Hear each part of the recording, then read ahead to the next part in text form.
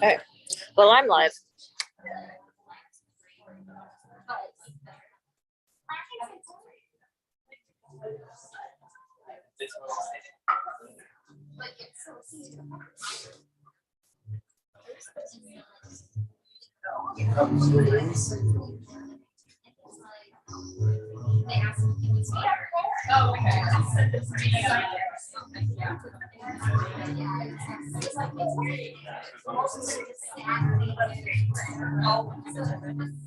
I was going to say that's weird. Broadcasting software.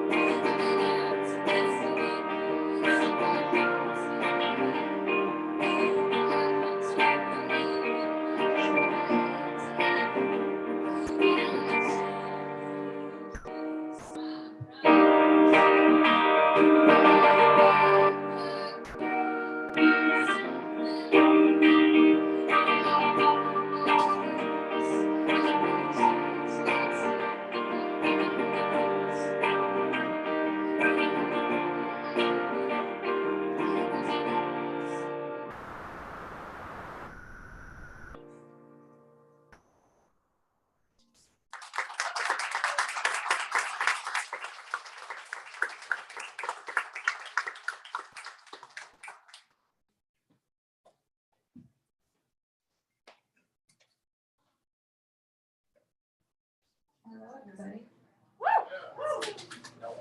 My name is Cass, and you have me for 30 minutes. I'm not going to talk much. No offense to anybody, but I write long songs, and I only have 30 minutes, and I want to get through as many as I possibly can in 30 minutes. So I'm not going to talk much. But half of these songs are being played live for the first time tonight, so that's cool.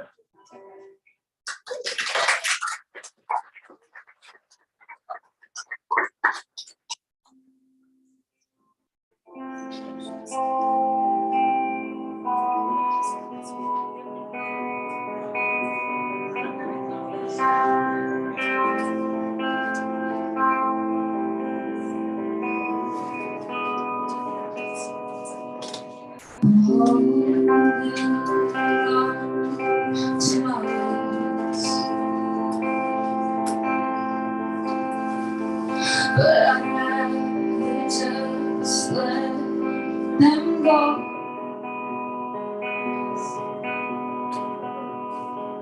I've never been one to call it quits, but with you I want nothing more than to be right here.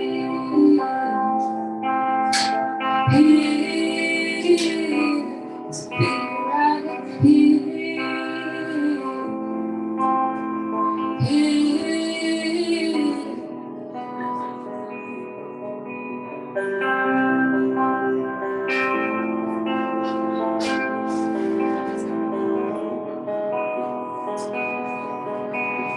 With you and this feeling of safety. With you and the afternoon rain. You take the beauty out of tragedy and put it in mundane. To be right here,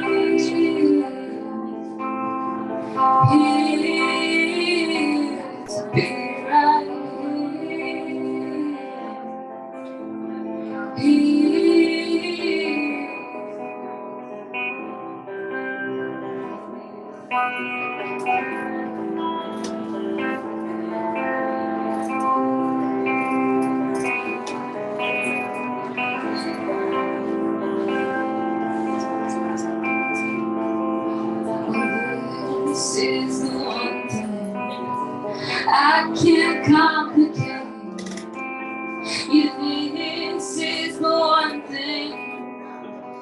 can't complicate.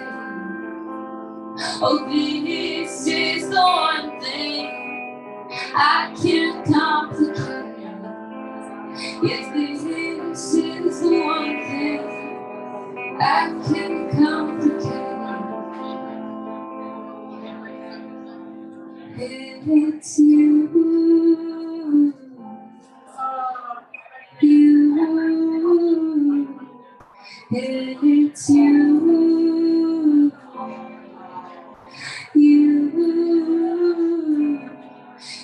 It's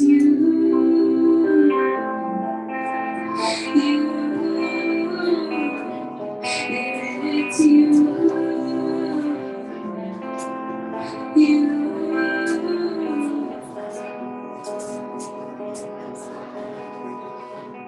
To be right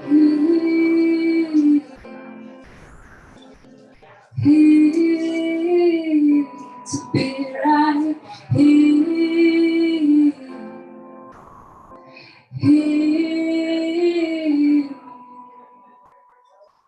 here, it's you.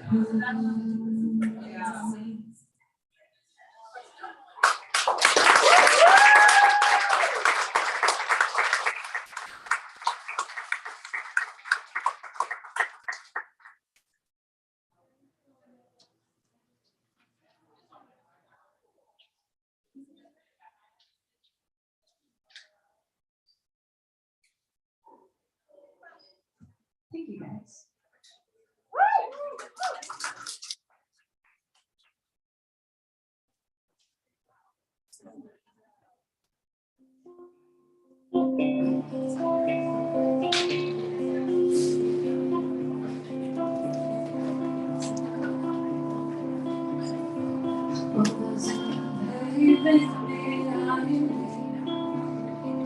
And shit break up ahead.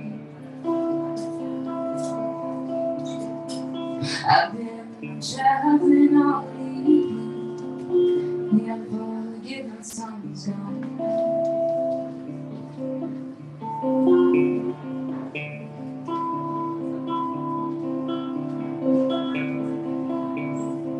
Maybe I'll rest in the heart used to have. You know he owed me luck in a basket that leaves a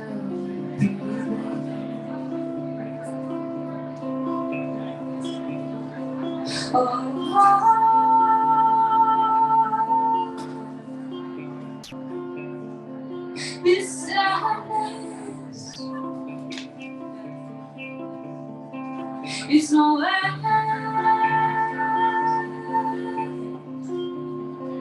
I can find. I've been on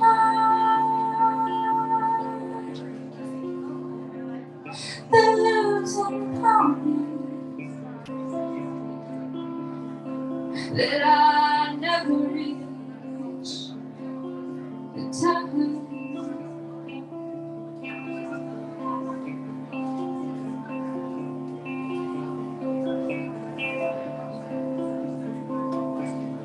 Baby, did you cross the dream into the desert of my lips? Did I open up and again forgive? Hold your light, hold your religion. Oh,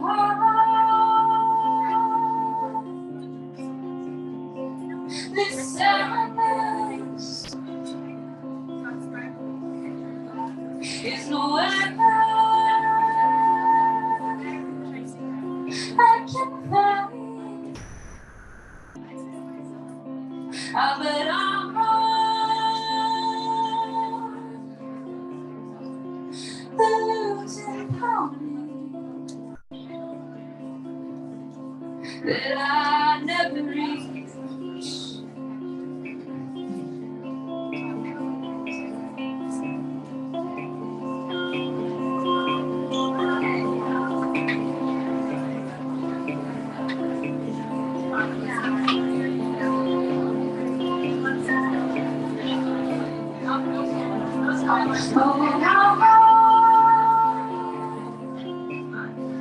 This sadness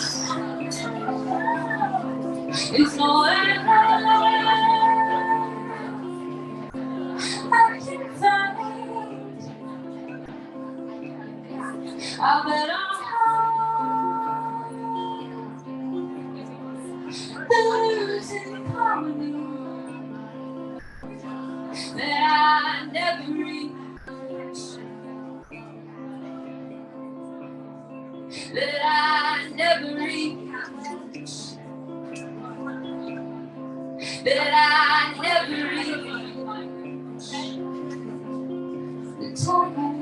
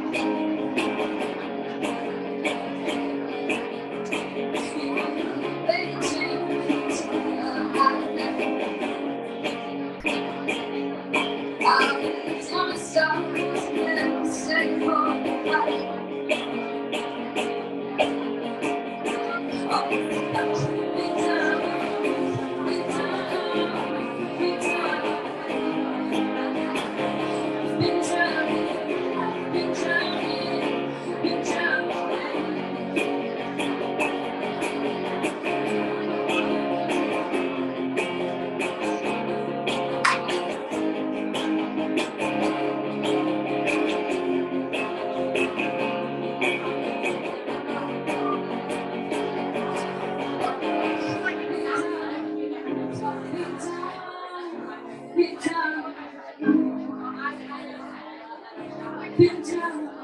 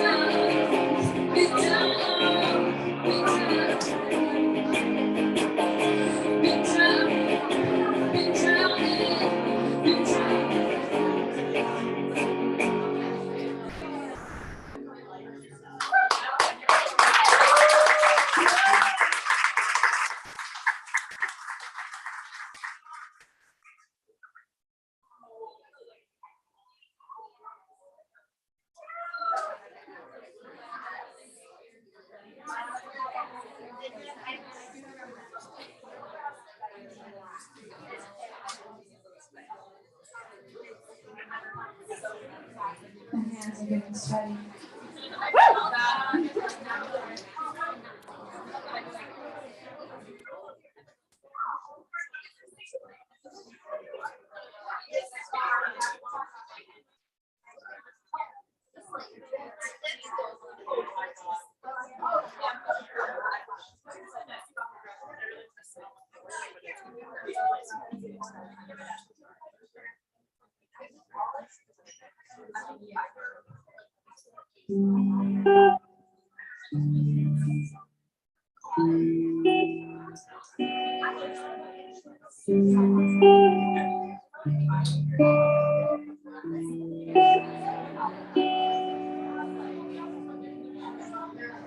Can I run my song? One melody. Moving on is all over. Living through the past for me. I'm going to win if we find something new. Tell me what it is to me. Torture myself in different ways. Make love better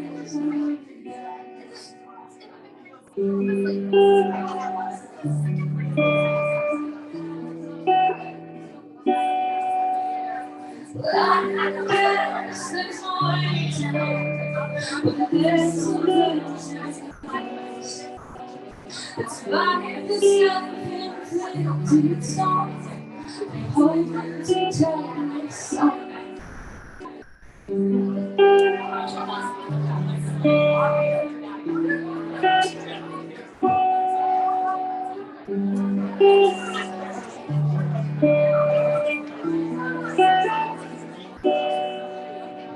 Maybe I should know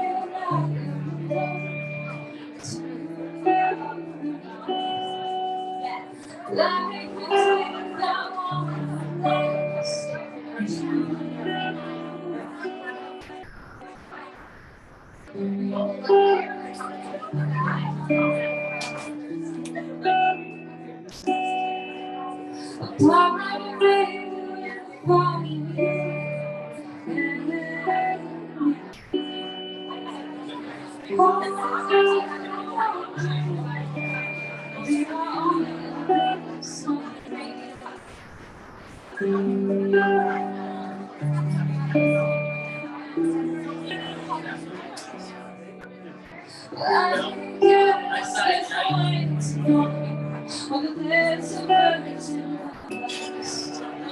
It's like the self-inflicted song of hope to die with song.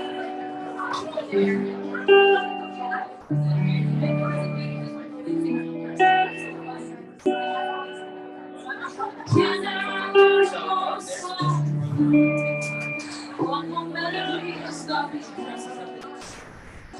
Moving on is not going to living through the past with the I'm going to let you find something new to prove your secret. So much of myself with different views and make love letters out of it goes.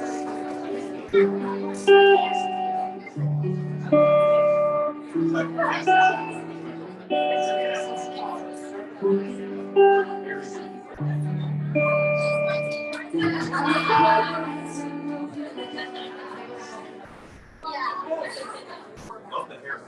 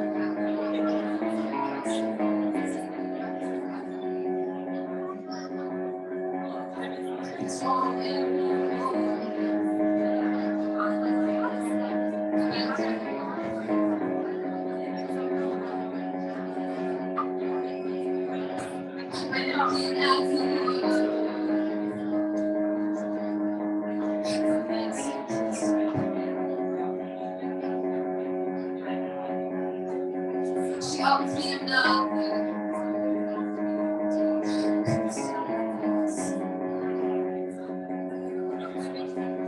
Into this ignorance.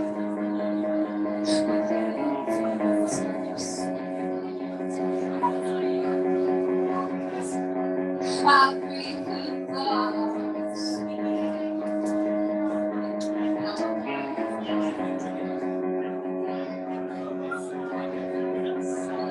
Sitting on the floor, your face, chasing naked body of flesh.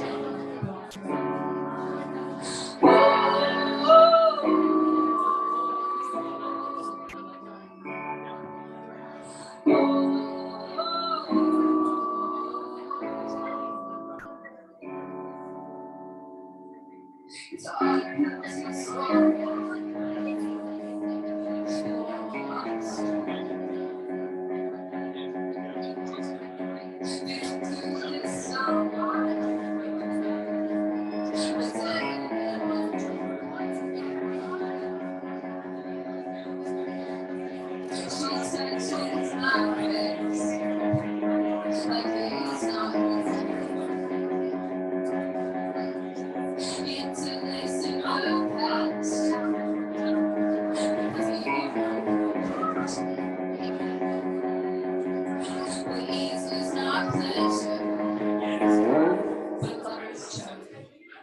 Sitting on the floor, chasing naked body of flesh. Press with the heights of your secrets.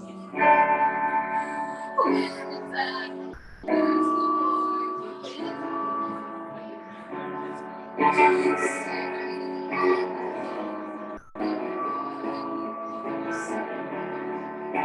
chasing naked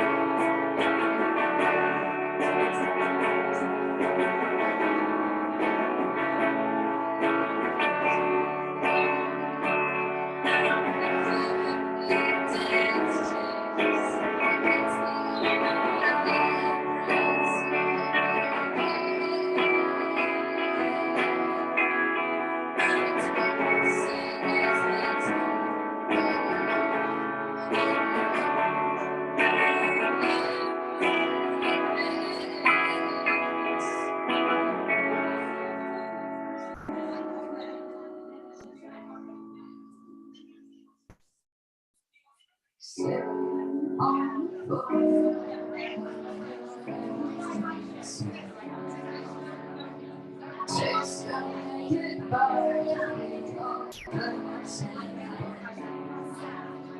Friends, there's the heights of your secrets.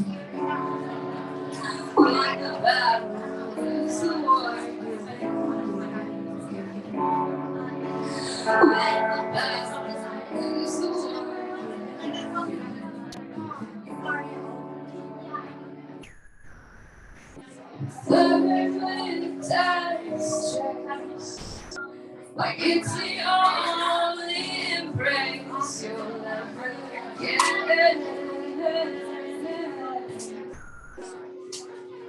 Well, you stand but on your own.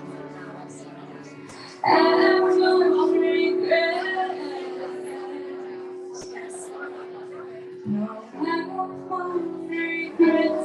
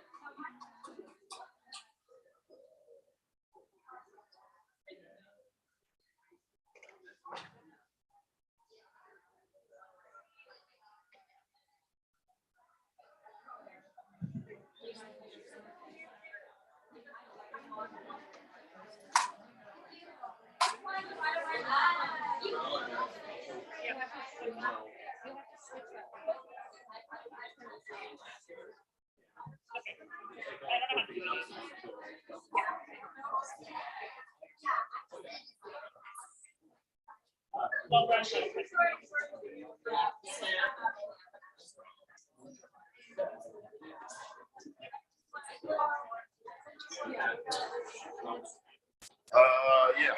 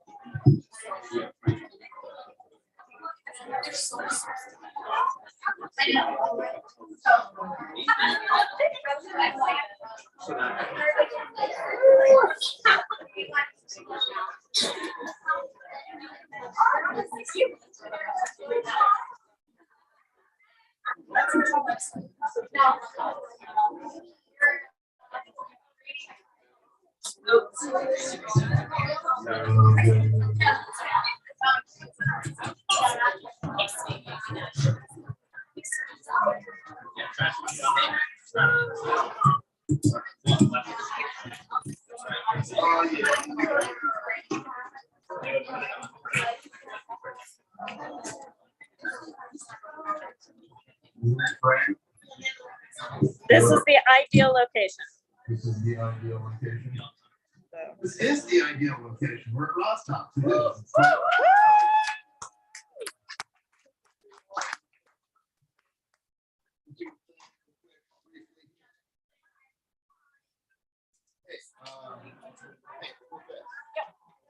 tell me how it sounds in the back in terms of volumes? Then you can tell back. Yeah.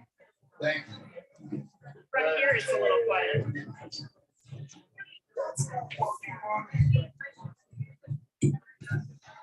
All right. I think we're there.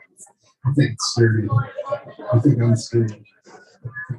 Shit on that cord. It's terrible. Okay. You good? I'm good. Rolling. Okay. Hello.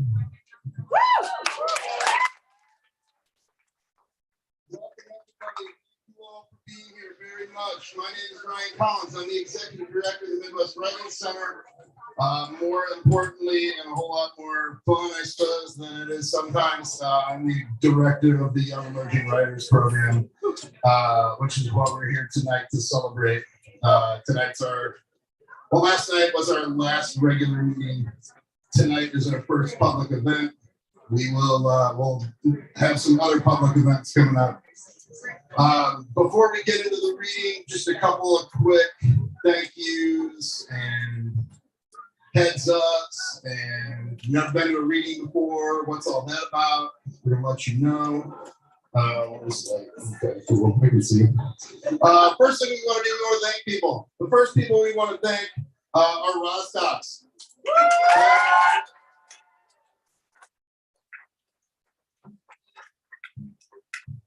Generously, this is such a special place.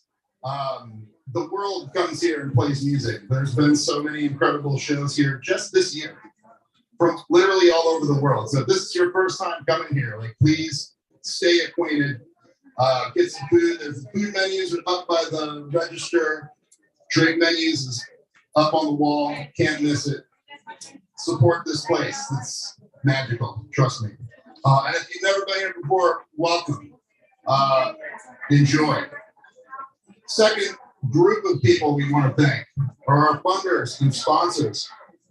Funding and material support for the 2022 Young Immersion Writers Summer Internship Program was generously provided by the Illinois Arts Council Agency, the Scott County Regional Authority, the Regional Development Authority, Modern Woodmen of America, Illinois Humanities, the C.D. Wyman Memorial Trust, the Melvin McKay Charitable Trust, the Moline Foundation, the Rock Island Public Library, and this here beautiful place, Rostocks. Give it up.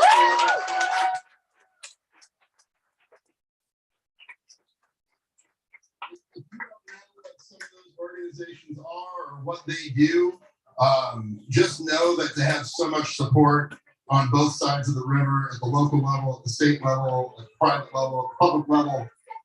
It means a lot, and I think reflects the quality and the value of this program, which is the people who are most responsible for that are the interns and the staff, who are the next group of people I want to thank.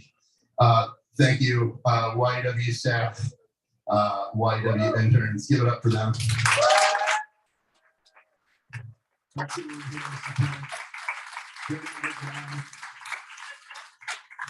But also, the next group of people I want to thank are all the teachers that encouraged interns to apply, people who support the interns, friends, family who are here, who have driven people to the internship program, who help people with their application, whatever it was. Give it up for them, especially interns.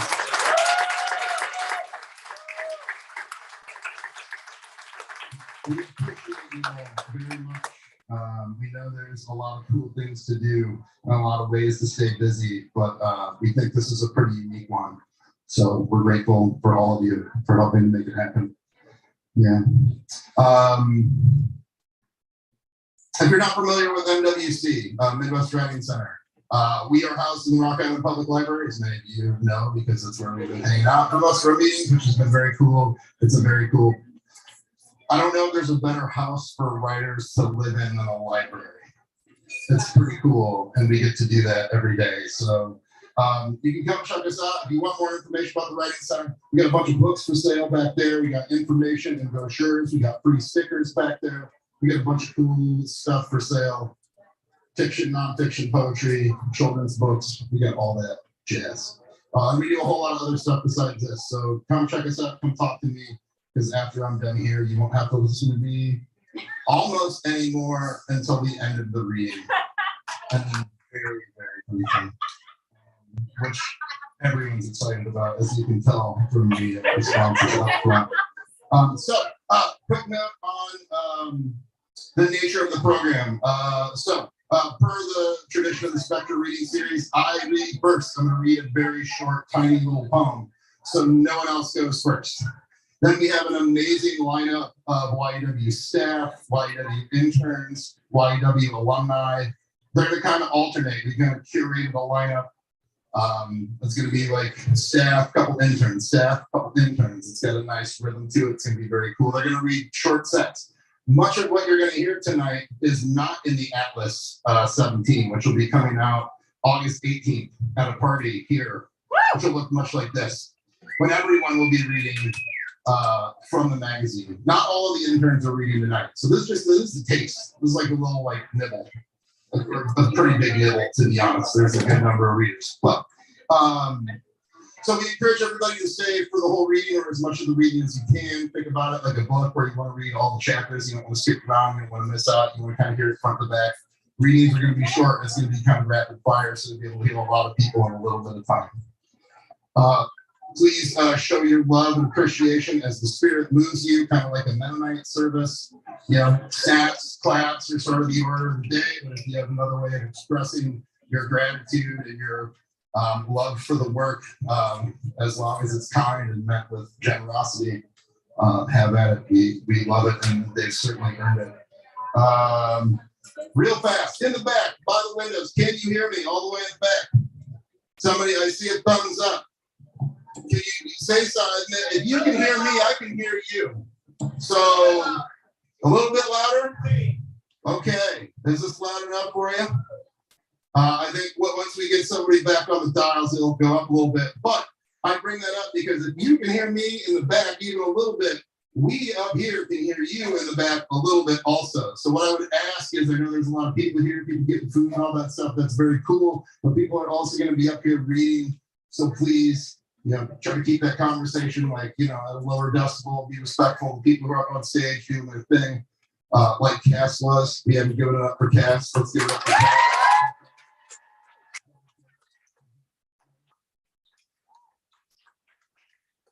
I think that brings me to the end of all the news and notes. So I'm going to read a very short poem, very short.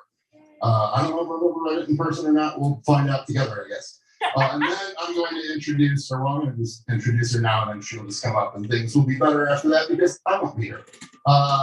Sarah Agatian, who is the assistant program director and the editor-in-chief of the Atlas 17. Give it up for Sarah.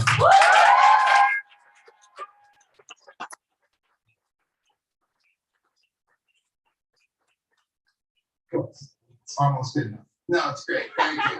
Sarah's awesome, and we should give it up for Sarah all the time. Okay, short poem, very short, I promise. If I can see it, it's very pink in this light. It's very cool.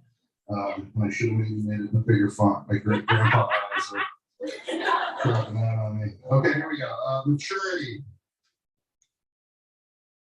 The children get to believe in merit and magic long enough to entertain their parents before they reveal the trick to growing up, that there is no trick, before belief becomes dangerous to the parents hope their children might become, forgetting how much imagination they gave up to become the adults they imagined their parents wanted, despite having never asked them.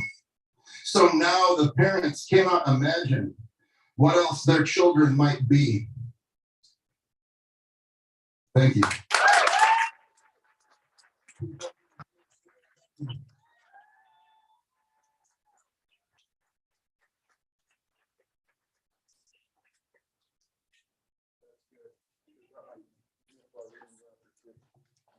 Hey, super pumped you're all here. I love getting responded to. Thank you. I want to, of course, thank Ryan for bringing us all together all the time for the last 17 years. He's not gonna like fight about on that, so we're gonna move on. And our not first reader, but our first reader tonight in our YEW showcase is one of the coolest people I've ever met. True fact. And also, I remember the first time I saw her read because it was a big surprise to me. Sam Berger, thanks for being here.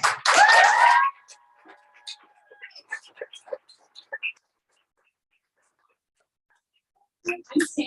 I was a YEW intern for the Atlas 11, 12, and 13. I was a workshop leader for 15, 16, and 17, and I designed the Atlas 16 and Atlas 17. I'm going to read 3 poems for you. So here's the first one. It's called Hangnail. With water and all that lithium, you will dance off and on, like the night turns to day, the sadness always gives way. At least it must, because he always watched her eyes drift to a close. What more could he have wanted? You gave him your heart and all you had. A hangnail is for the cabin floor clothes. Your love was a hangnail that made you bleed. The kind of hangnail that doesn't give up without a fight. The kind that leaves you cursing at 2 a.m. because God damn it, it's still there. They will hunt you down and you will remember that it's been 2 years since the last time you saw him. It's been 2 years and the blade is still sticking out of your chest with the water, and with all that lithium, you will dance it off. This next one is called I Used to Be in Love with a Raven.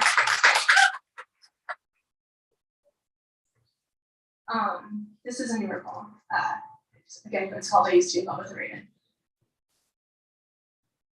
I used to be in love with a raven, her black wings outstretched, glimmering, glistening, covered in dust. We reached cruising altitudes that would turn to fuzz. How did we get here? How did I get here? This isn't happening. This isn't happening. This is happening.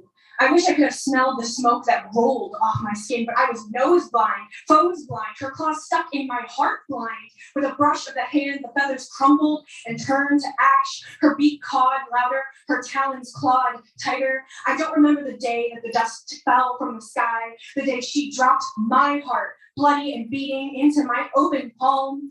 I don't remember if she flew, or if I flew, or if it was the lack of air, or the excess of fire. But I guess that's what happens when you fall for a raven who loved to watch you burn.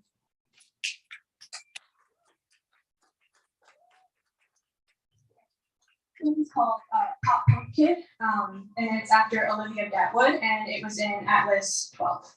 Woo! Cool. All right. Pop Punk Kid wings her eyeliner sharp enough to kill a man because it's edgy and cool. Pop Punk Kid says, I have no friends, and calls her best friend that she's had for 15 years. Pop Punk Kid covers her self-harm scars with tattoos. Pop Punk Kid says, I hate this town because that's how I'm supposed to feel. Pop Punk Kid doesn't know what it means to be loved. Pop Punk Kid goes to Warped Tour every year and lets her shoulders burn just to feel something. Pop Punk Kid tells her parents she hates them when really she just wants their love. Pop Punk Kid stays silent when she doesn't know how to deal with her emotions. Pop Punk Kid writes poetry because it makes them feel like someone is listening to them. Pop Punk Kid drives 70 and a 40 because there's no difference between death and feeling nothing. Pop Punk Kid says the song saved my life, and they mean it saved their life. Pop Punk Kid says pizza is the way to their heart, and when they really just mean they want a good relationship with food. Pop Punk Kid doesn't give a fuck about what you think about them. Pop Punk Kid gets up every morning and tells himself to put on a happy face. Pop Punk Kid has anxiety attacks in the hallway. Pop Punk Kid stays with a rapist because they think this is love. Pop Punk Kid says they're still trying to feel something. Pop Punk Kid is falling. Pop Punk Kid just wants to be loved. Pop Punk Kid believes that he's the best she will ever find. Pop Punk Kid brings her friends to a record store and then spends $100 to give her a reason to hate herself. Pop Punk Kid thinks she's too fat. Pop Punk Kid throws up her meals in the toilet. Pop Punk Kid has a flashback on an airplane but can do nothing but sit there and take it. Pop Punk Kid is catcalled on the street but has no problems turning around and flipping them off. Pop Punk Kid thinks about drowning herself. Pop Punk Kid doesn't know what to do. Pop Punk Kid is throwing away all their band shirts. Pop Punk Kid is taking down the band posters. Pop Punk Kid is giving away their guitars. Thank you.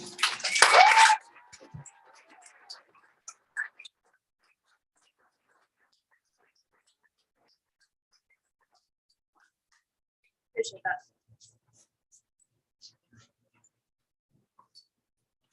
It would be great for us, yeah. Thank you, Cass, for helping with our sound problems. Maybe. I forgot to say, we'll call it housekeeping. Generally speaking, when somebody's reading a bunch of pieces, we want to save our applause till the end. However, all of our readers tonight deserve all the applause in the world, but that'll be general etiquette. We can give them snaps, but let's give them the big fancy gratitude applause at the end of their reading. Thank you. Okay. Next reader is Charlie Huber Spates. Charlie loves being a lesbian, a nerd, and deeply amateur food critic with a really cool food Instagram that needs more than one post, please. An occasional bike enthusiast, a plant killer, a letter connoisseur, a blood giver, a poet, and a Pisces, but somehow does not love being a person. Charlie does, however, love other people, mostly.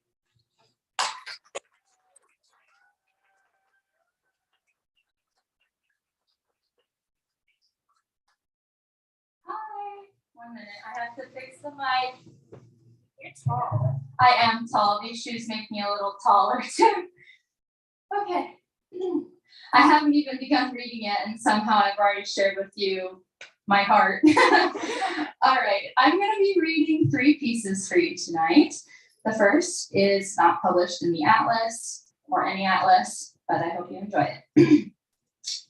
All dogs go to heaven. The dog is dying, or soon will be dead, not of its own hand. He has my name, and as he wilts, I look densely in the mirror. Now I am the Labrador. My eyes sag with dark brown grease, but the dog is alive, not yet decided on dying. When he sees you, his eyes leach a small hole out of your face, and in it, there is a sad, lengthy moment where he understands what is meant to happen to us. Thank you.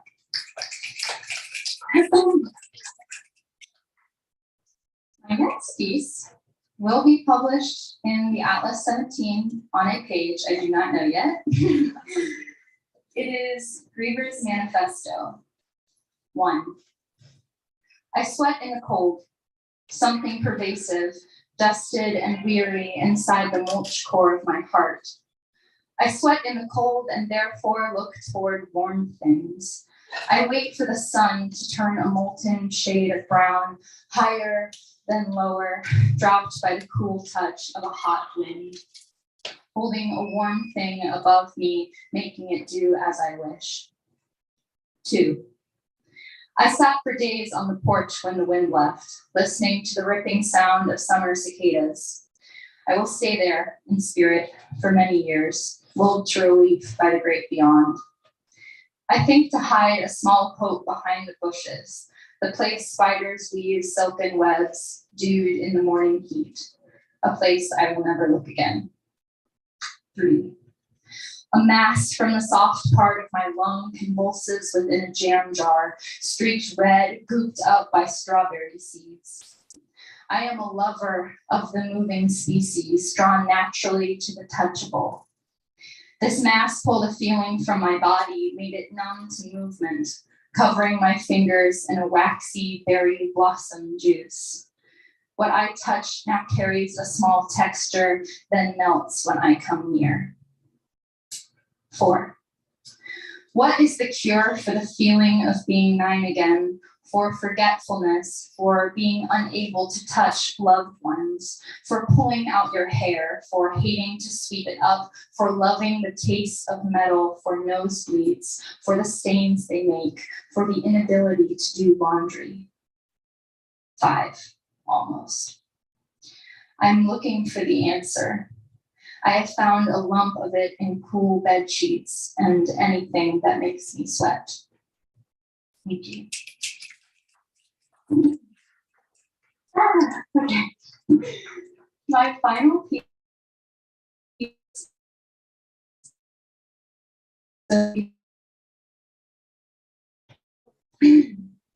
Giant eggs, coarse, cracking, cracked.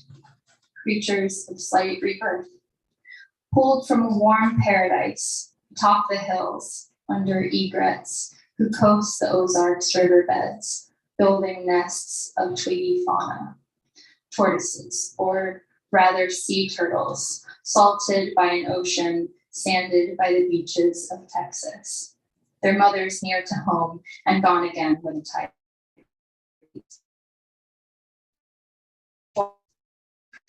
To lips, to lashing, peaked and held by tadpole egg lake waves. Thank you.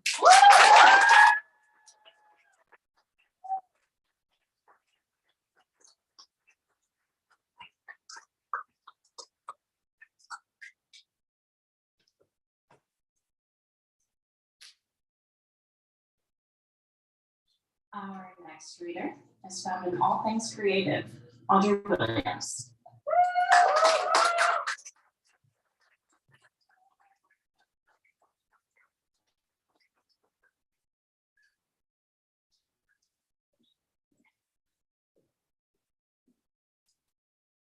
Oh my gosh. I think so smart, I'm sorry. Hello guys, my name is Audrey Williams and I'm going to read some awesome pieces for you guys. I've got 4 pieces. The first 2 will be published in the Atlas 17.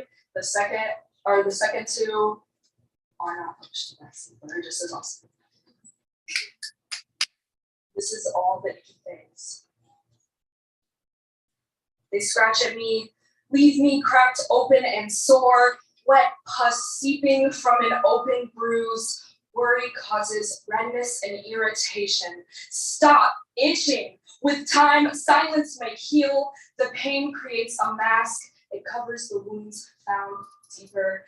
It seems foggy now, like a dream just out of reach. Slap my hand away, shock my senses back into fruition. Treat my soul as a rag, squeeze it, knuckles white, twist it, disregard my agony. Fill the tainted cup with chunks of my scabbed over skin, my flakes of threat with that thick yellow liquid of my psyche that continues to hold me captive and gnaw at my dreams until they are numb. Thank you. My next piece is How Long Until Sundown. When I take my last conscious breath and allow my newly fragile body to slip into something unknown, do my dreams connect with yours?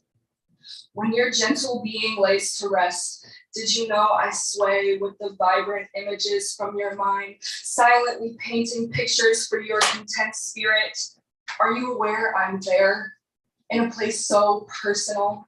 Are you aware I'm watching the delicate secrets of your soul unfold? Are you aware I'm listening to the whispers of your subconscious, like tickles from their hands pressing close, resulting in an immediate spread of goosebumps, kissing the cold spots of my skin? Did you know I feel what they say in the marrow of my bones and laugh when they strike the right one? Did you realize your subconscious responds to my subconscious with I love you? Purposely ignoring the two to refrain from agreement, allowing us both to experience receiving I love you. And even then, it doesn't need to be spoken. I know. I'm long past the point of being aware. I've known. Thank you. My next piece is I can't even hear myself think anymore. I think about how awful I am awfully a lot. I think about the people I've wronged awfully often. I think about thinking about the fact I think about how awful I am, an idea I've coddled, shoved it in, and viciously ripped it out of the bottle, wishing to gobble any trace of wobble. I think by recognizing I'm awful makes me less awful. I think less of myself already often. Caution, I'm only trying to soften the blow. Self-love and forgiveness comes awfully slow. Life loves to throttle me when I have nothing to show. I'm so stuck in what other awful people think I know. Aw, they say full. Thank you.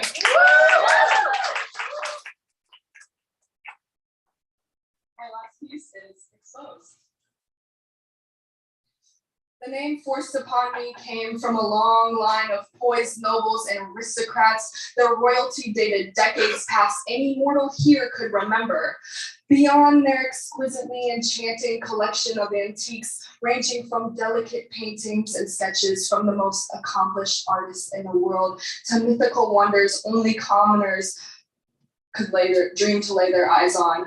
I was just another collectible thing to be drained of my purity and set on display for their possessive eyes to reap every ounce of my essence, using it to make their already tainted being less ugly. They adored me because they thought I wasn't like them. They adored me because they thought I was a daughter from the angels, bred to be given as a savior for those long past the point of repent.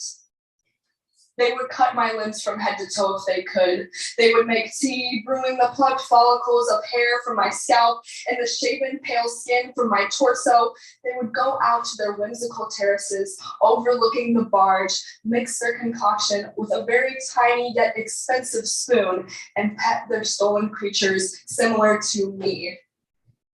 These people don't hold any feeling of empathy. They are bloated with greed. Their bellies protrude with all things unholy. Then they suck it all in, button up the pants of their lavish Sunday service suit, tighten the strings of their corsets, get down on their knees and throw up.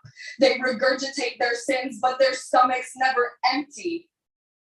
The acid stains their teeth. You can see it in their porcelain smiles. You can smell it in the rancid stench of their breath. They cover with their face with white powder, an illusion to hide the sight of decay. It's the sunken in faces, emotions killed without guilt, craters of who they once were. My skin held the power of honor and truth until their words skinned me alive. These people created a monster. So my name, my skin, my hair, my morals, and baptize me in the blood of their hatred. Yet when I arise, white stained red, from the pool of revenge, wide eyes stare at me, and down I'm sent. Thank you guys.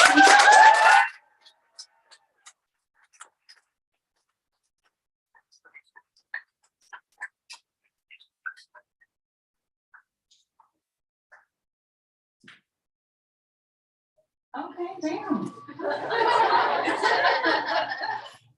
I kind of dropped the ball on Sam's intro. Thank you, Sam, for making up for that. You can't see, I don't know where you are, but thank you for making up for that by telling us a little bit about yourself.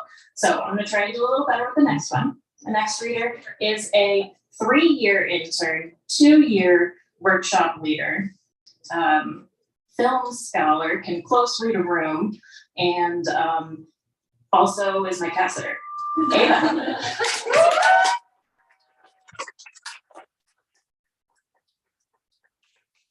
Hello, my name is Ava Miller. Sarah's cats are amazing. I love them.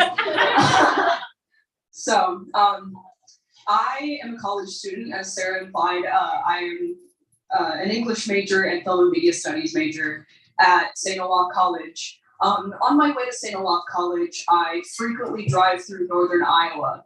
And so I decided to write a little piece about my observations of northern Iowa, and it gets a little strange. So this is Iowa Gothic.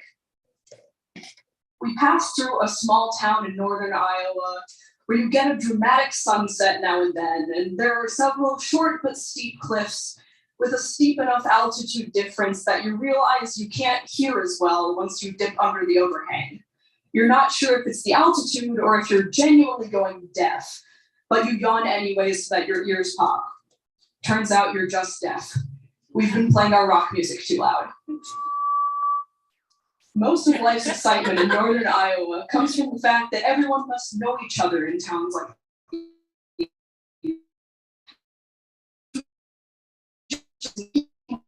like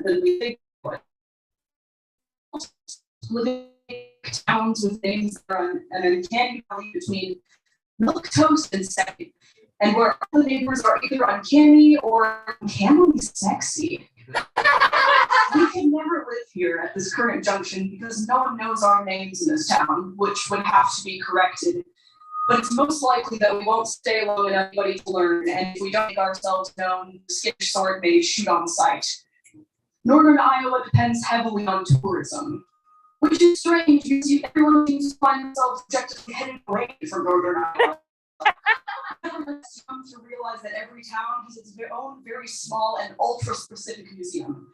We'll pass by the John Wayne Birthplace Museum, the National Doll and Toy Museum, oh wait, that's the old library, the Iowa 80 Trucking Museum, the National Hobo Museum, and the National Farm Toy Museum, just to name a few. The National Farm Toy Museum is in Dyersville, which is the town where they shot Field of Dreams. And the residents of Dyersville try to act cool about it, which of course doesn't work, and they're not remotely cool about it. When you walk into the museum, the boldest of the group will accost you, asking you if you would like to take a photo with their life-size cutout of Ken Costner. Of course we'll say no, because they're going to charge us for a print of that photo, but it doesn't stop them from trying. The actual museum workers shoo the scalpers aside and ask us to forgive them for their lack of shame. The museum itself holds better treasures, like a lock of Kevin Costner's hair, a water bottle Kevin Costner once drank out of, and Kevin Costner's chewed gum and used tissues from 1989. After 1989, Kevin Costner officially became a farm toy. Towns in northern Iowa are so small that big businesses are doomed to fail there. Subway sunk its chain store teeth into Kalmar, but Subway Kalmar ultimately went under within the year. You can still see the overturned restaurant chairs stacked on the tables if you peek into the windows. After conversing with locals, it was determined that no one went to Subway because the motto, "Eat Fresh," directly antagonizes Kalmar's mission for 100% of the town's economy to be dependent on its antique stores. This means that the residents of Kalmar shuffle their products from one antique store to another until someone decides an item is sufficiently old enough and takes it home. So obviously Subway sandwiches are too mainstream. Subway also does not sell Hawkeye merchandise. Northern Iowans have their own unique little practices and traditions that don't make much sense to the rest of the Midwest, much less than the rest of the United States. For instance, it's become a tradition to tag the bridges over the Turkey River with Reagan-esque phrases like, "Don't abort white babies," or "Keep Christ in Christmas," although you're unlikely to find any Northern Iowans not doing those things. Another fan favorite from Northern Iowa is the meth-laced heart-shaped candy given as gifts between 1950s high school sweethearts. Because Iowans flock to Quick Star like moths to a flame, Quick Star conveniently began selling Zyrtec B and extra-strength laundry detergent for these amphetamine ventures. While it seems quaint, everyone goes through Northern Iowa at some point or another. Why else would the cemeteries of the tiny churches cover half the town? Some have said that Northern Iowa is an endpoint of the universe. But these are the same people that say that Mars is a suburb of Chicago, so take that with a grain of salt. But it is true that conservative pundits are buried in the fields under the corn and soy in hopes that they have enough meat left on their bones to fertilize next year's harvests. And farmers put out the biggest political yard signs in front of their bougie houses to show the neighbors which candidates to stock next year so that everyone will ultimately have large yields.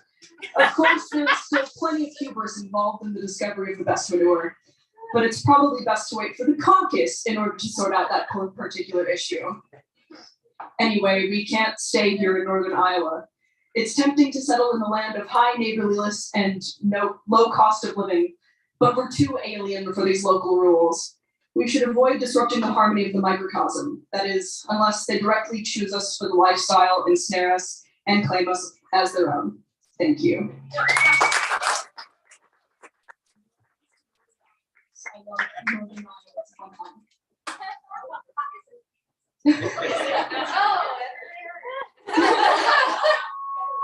This next piece is called Work Poem. I wrote it after What Work Is by Philip Levine. Your choker breaks while you're waiting in the work award line. It was the one you had gotten at Claire's because you weren't edgy enough and you're expected to reinvent yourself, even though you don't have any plans to in the near future. You just like chokers. The cheap clasp which just gave out, and now the silver heart studded with fake rhinestones is lost in the hard carpet. But you're next to fill out your first W-2, so you can't spend time looking right now. In the future, you'll go back home and accidentally recognize every local bumpkin as one of your college friends. But this is the exact opposite. You recognize the one ahead of you from high school. He is your comrade, your brother. You never thought you would see your brother outside of a Midwest football game at dusk. Here he is, and they hand paperwork to you after he leaves. He doesn't notice, and you keep their pen on purpose. You don't have insurance at the moment. Your brother leaves because he has tested into German 232. He gets added to their group chat, and he rolls his eyes when he hears "Du hast den Farbfilm vergessen" at the end of Sonnenallee. Again. His new friends are different. Your new friends have hard features and don't ask questions when you tell them that your work award is $2,700 and must go straight to your tuition. Your brother's friends cover up the last of their youthful acne with Swiss rose hips and sheep placenta. They go into town with their on-campus cars for pizza cooked in a brick oven. Your friends stop at taco trucks and have stickers that read "Buy Local" on their water bottles. Your brother's friends can't hear you with their AirPods in. Your brother's friends play party games. They laugh as they tell him that he's the most likely to be a moocher. They tell him he's the most likely to put cheap vodka in a Grey Goose bottle, and he can only sit there as they shove the card at him because it's true. You got the job. You have to wear tap shoes because you can't afford new ones, but that's okay. You see your brother as you leave your interview in ill-fitting shoes.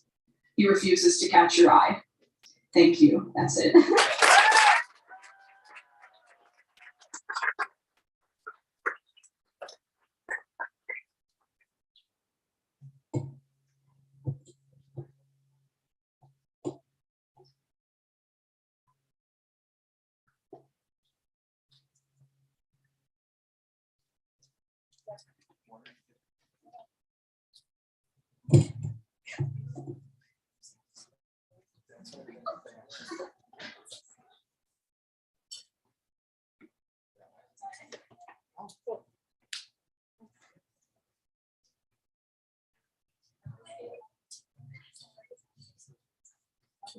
Zach Blair is entering his second year at Augustana College, where he studies English and creative writing. Growing up with a love for baseball, his passions quickly shifted to storytelling and poetry. The Atlas is his first publication, and he's hoping God lights the path to many more chances. Zach, take it away.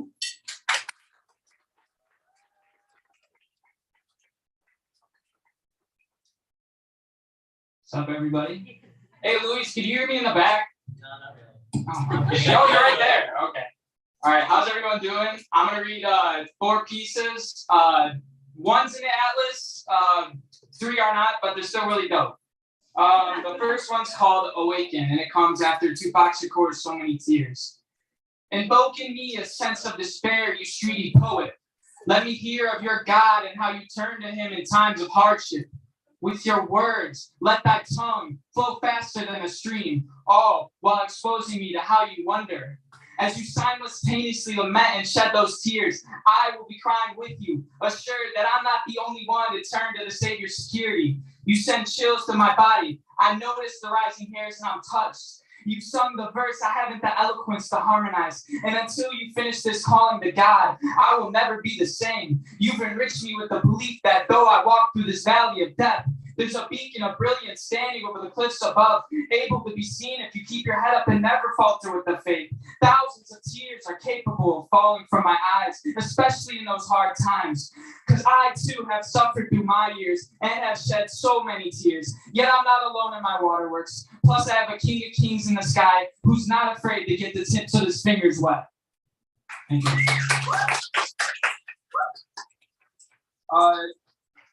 The second one is called "In the Life of a Dusty Moe." We all know dust and how annoying it is, so let me remind you.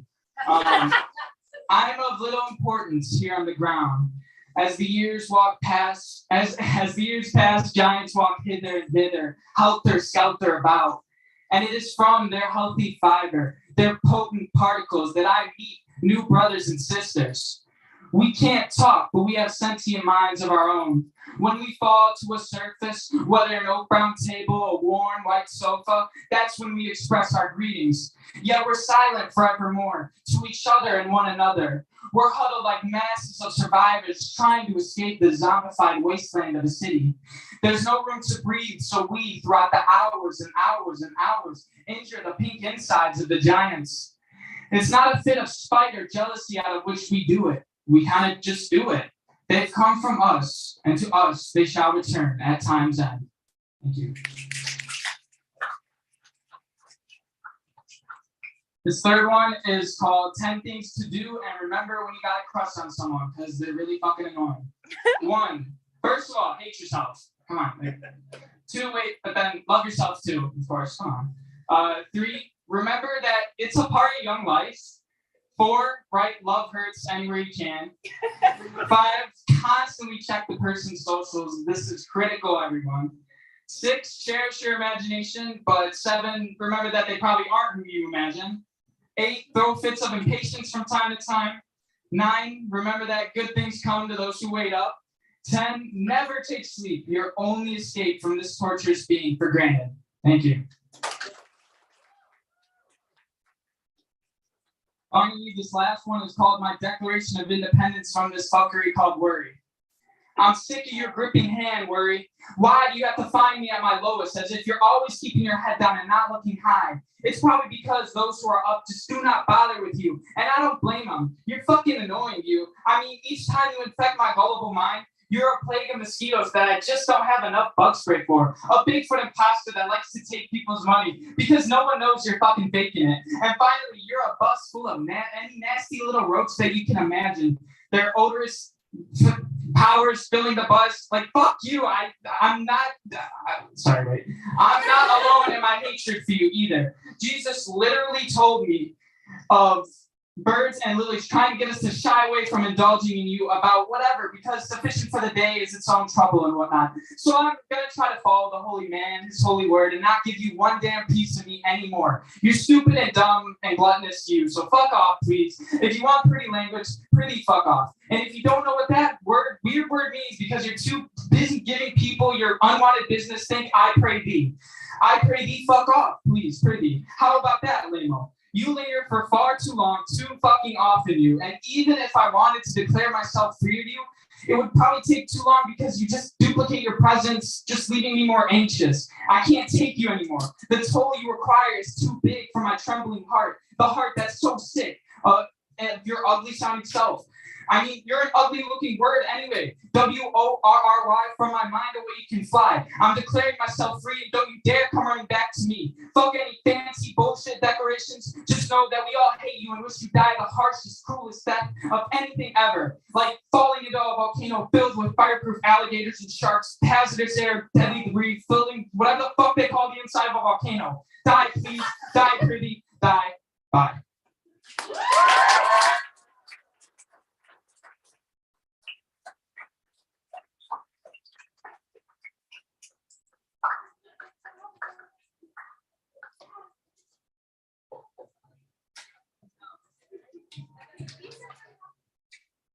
Zach's the only person from my workshop group reading tonight, and I'm just so delighted by that. I swear when I met him, I would have bet money he wouldn't cuss in front of me.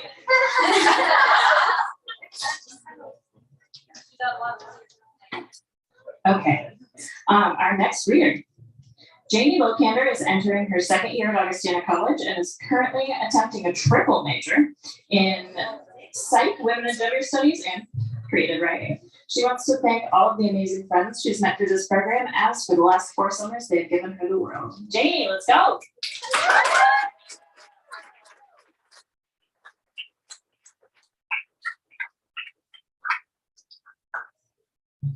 Hi, everybody. It's been so great to be back up here on the stage because my very first Atlas release was my first time up here, so super cool. Tonight I'll be reading 3 pieces, and they're all dedicated to my boyfriend because it is our anniversary today.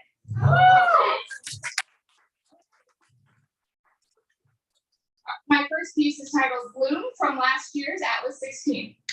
You, my beautiful curves, I faded into you like the moonshine sunset.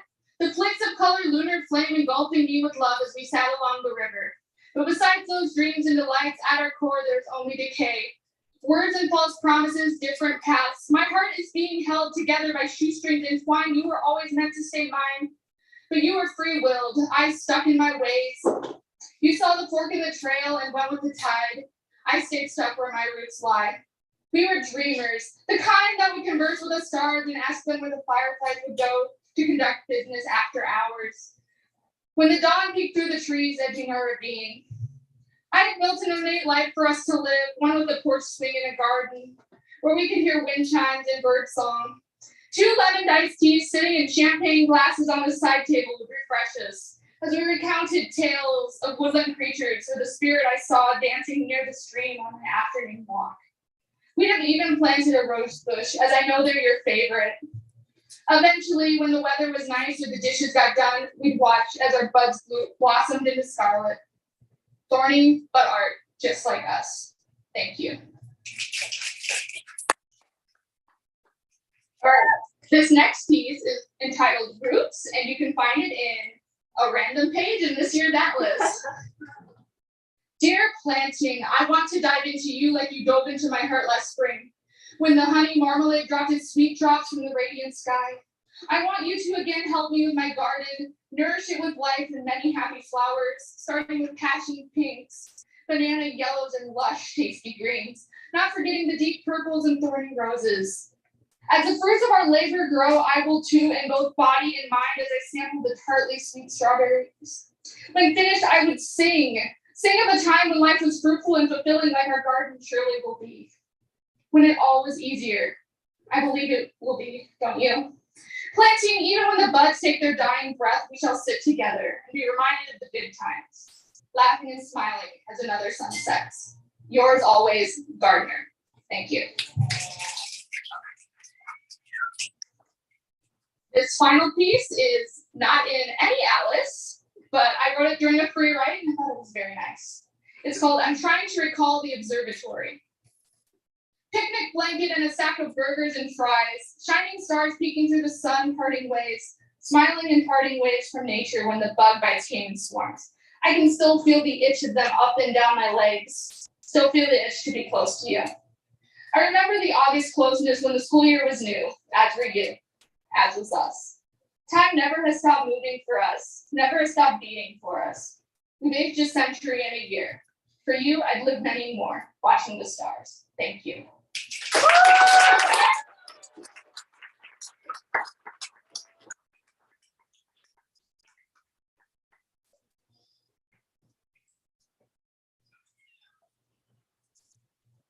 Thank you, Jamie. Our next reader, I didn't prepare any kind of bio for because I was thinking about the first time I introduced her and I mispronounced her name. And she was a really cute intern then. And now she is a whole workshop leading adult. Haley Schmuck.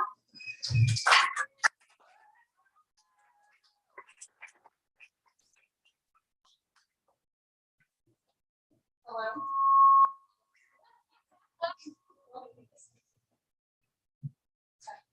I'm gonna read four shorter pieces. This one doesn't really have a title yet. It's my most recent one that I've written. Closer.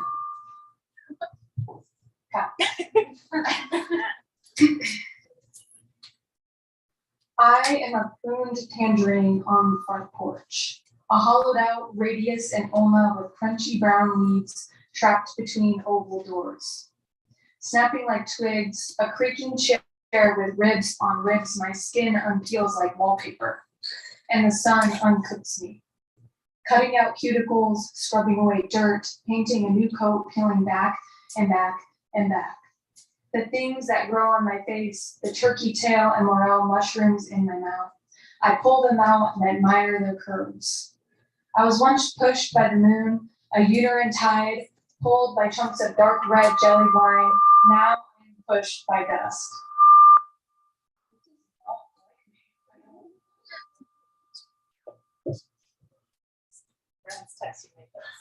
Okay. This next one is called Pomegranate. Thank you. Pay attention to the faucet. It has wet food in its holes. A porcelain stage next to the bathtub filled with milk and pink petals and beads. I am faulty and oozing. Does it make you shiver? My mouth opening and closing as loud as I want to on the heads of men who talk too loud to me. I wear sheer silk dresses and lace. I have lips and shoulders and hands. I will shove a pomegranate down the drain. Its seeds will swirl around like synchronized swimmers, little women with camaraderie, not a man sticking his hand in unless the garbage disposal is on.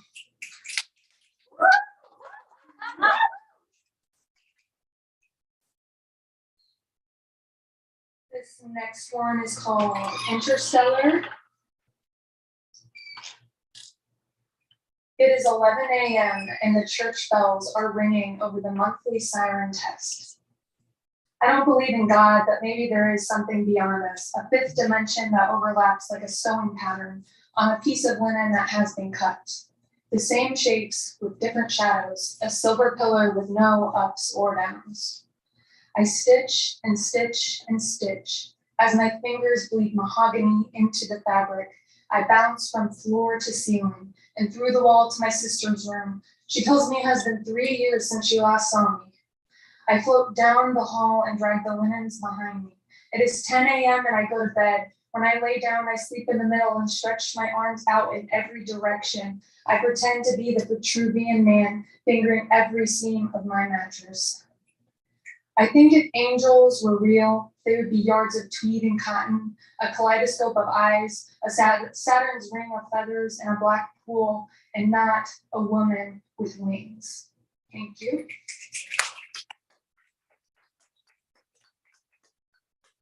And then this last one is called Buggin'. When I was little, my cousin would tell me, "Want your food better? The flies will puke in it, lay eggs and guts, and if you swallow, you will become a maggot." I started hiding my plate under the porch at every family cookout, and I still do.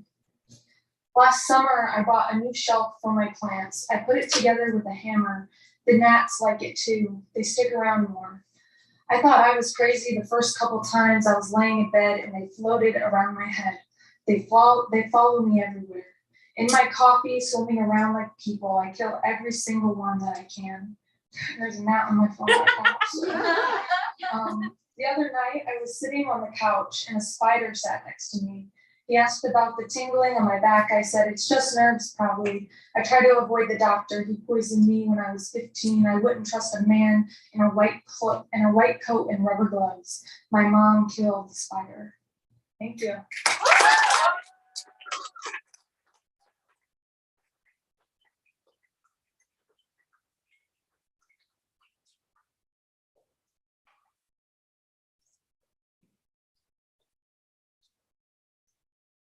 My Mom Killed the Spider is the name of my new band. I'm starting it right now. Aidan Kelly is a first-year intern in the YEW program, originally inspired to write by reading a Gorillaz fan fiction. I'm wondering, does that like feel good like the band? Yes. Dope. He writes sad stories despite being happy, and enjoy your grilled ham and cheese sandwiches, unsweetened tea, cats, and rain. And also, I saw his full face for the first time yesterday, and it was lovely.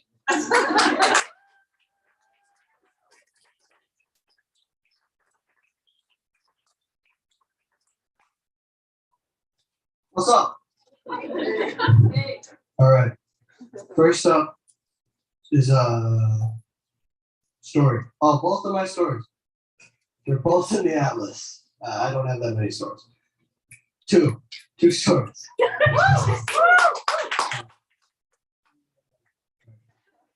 Drifting. A cascade of sun-tinted water approaches my ankles, and as my eyes met the horizon, they met her, the one I knew best. This was picturesque. An ending to our memories would come as she stood hip-deep in the ocean with the sun meeting the horizon. As the waves drew closer, so did the memories. I recall the night we met. I remember the frigid chill on my back as I stared at the flames of the fire pit, drink in my hand. I glanced over to see her standing by that tree. I couldn't forget that chilly night in October. I felt out of place as I sat among a crowd of nobody I knew. Why was I there? I had nothing to lose, so I approached her and tried to strike up something. "This party sucks." She nodded and offered, "I know." And then I stood there with nothing else to offer. I didn't want to annoy her further, so I wandered back into the crowd of strangers. A term later, I shared a class with her. I wasn't some weird guy at a party then, just some guy who she had to look past to see the board. I found myself bored, sketching a crescent moon on the worksheet. She seemed to notice. I had no talent or interest in drawing, but she did. "Hey." I turned back to see her, motioning to hand the page to her, and then we drew various sketches on the page. She noticed my drawings were terrible. Over that term, I did many things while dodging work. I flunked the class, but what we did together made up for it. On the last day of class, I turned my seat and handed the page over. She wrote, "What's your number?" I wrote it out, but no drawings came from that day. 1 week gone. My head ached as I heard a loud ring deep into the night. My vision twisted. "You awake?" "Yeah, what's up?" Sitting across from her at 2:56 a.m. was strangely comforting. Her room was pitch black. The paper laid out in front of us was lit by a single lamp. I'm gonna make it out of here. My face felt numb as I was on the verge of passing out. Huh? Her smile seemed to light up the darkness. I'm on newspaper staff. I'll go to college or something. Then I can leave this town, be a journalist or something. That moment was odd to me. Just a dream confessed to the wrong person while tired. The sun is gone. All that remains is its burnt-out orange echo spreading across the skies. The years passed by after that night. We planned to visit the Pacific Coast before college graduation to escape from the boring town we grew up in. A little cliche, perhaps, but as I look back at that night at the tree, it feels imagined. I now look back at her. Soon she'll be moving to New York to be a photographer. I'll be left alone with our memories of late nights spent drawing aimlessly. I know she'll eventually come out of the ocean and dry off. After that, we'll have a mostly silent car ride home to the town. Maybe as I drop her off, I'll look up and see that crescent moon. The moon we've spent countless nights under. Of course, that'll be the true goodbye. The orange is gone. The dark blue with scattered stars has covered the sky. She's coming closer to the shoreline.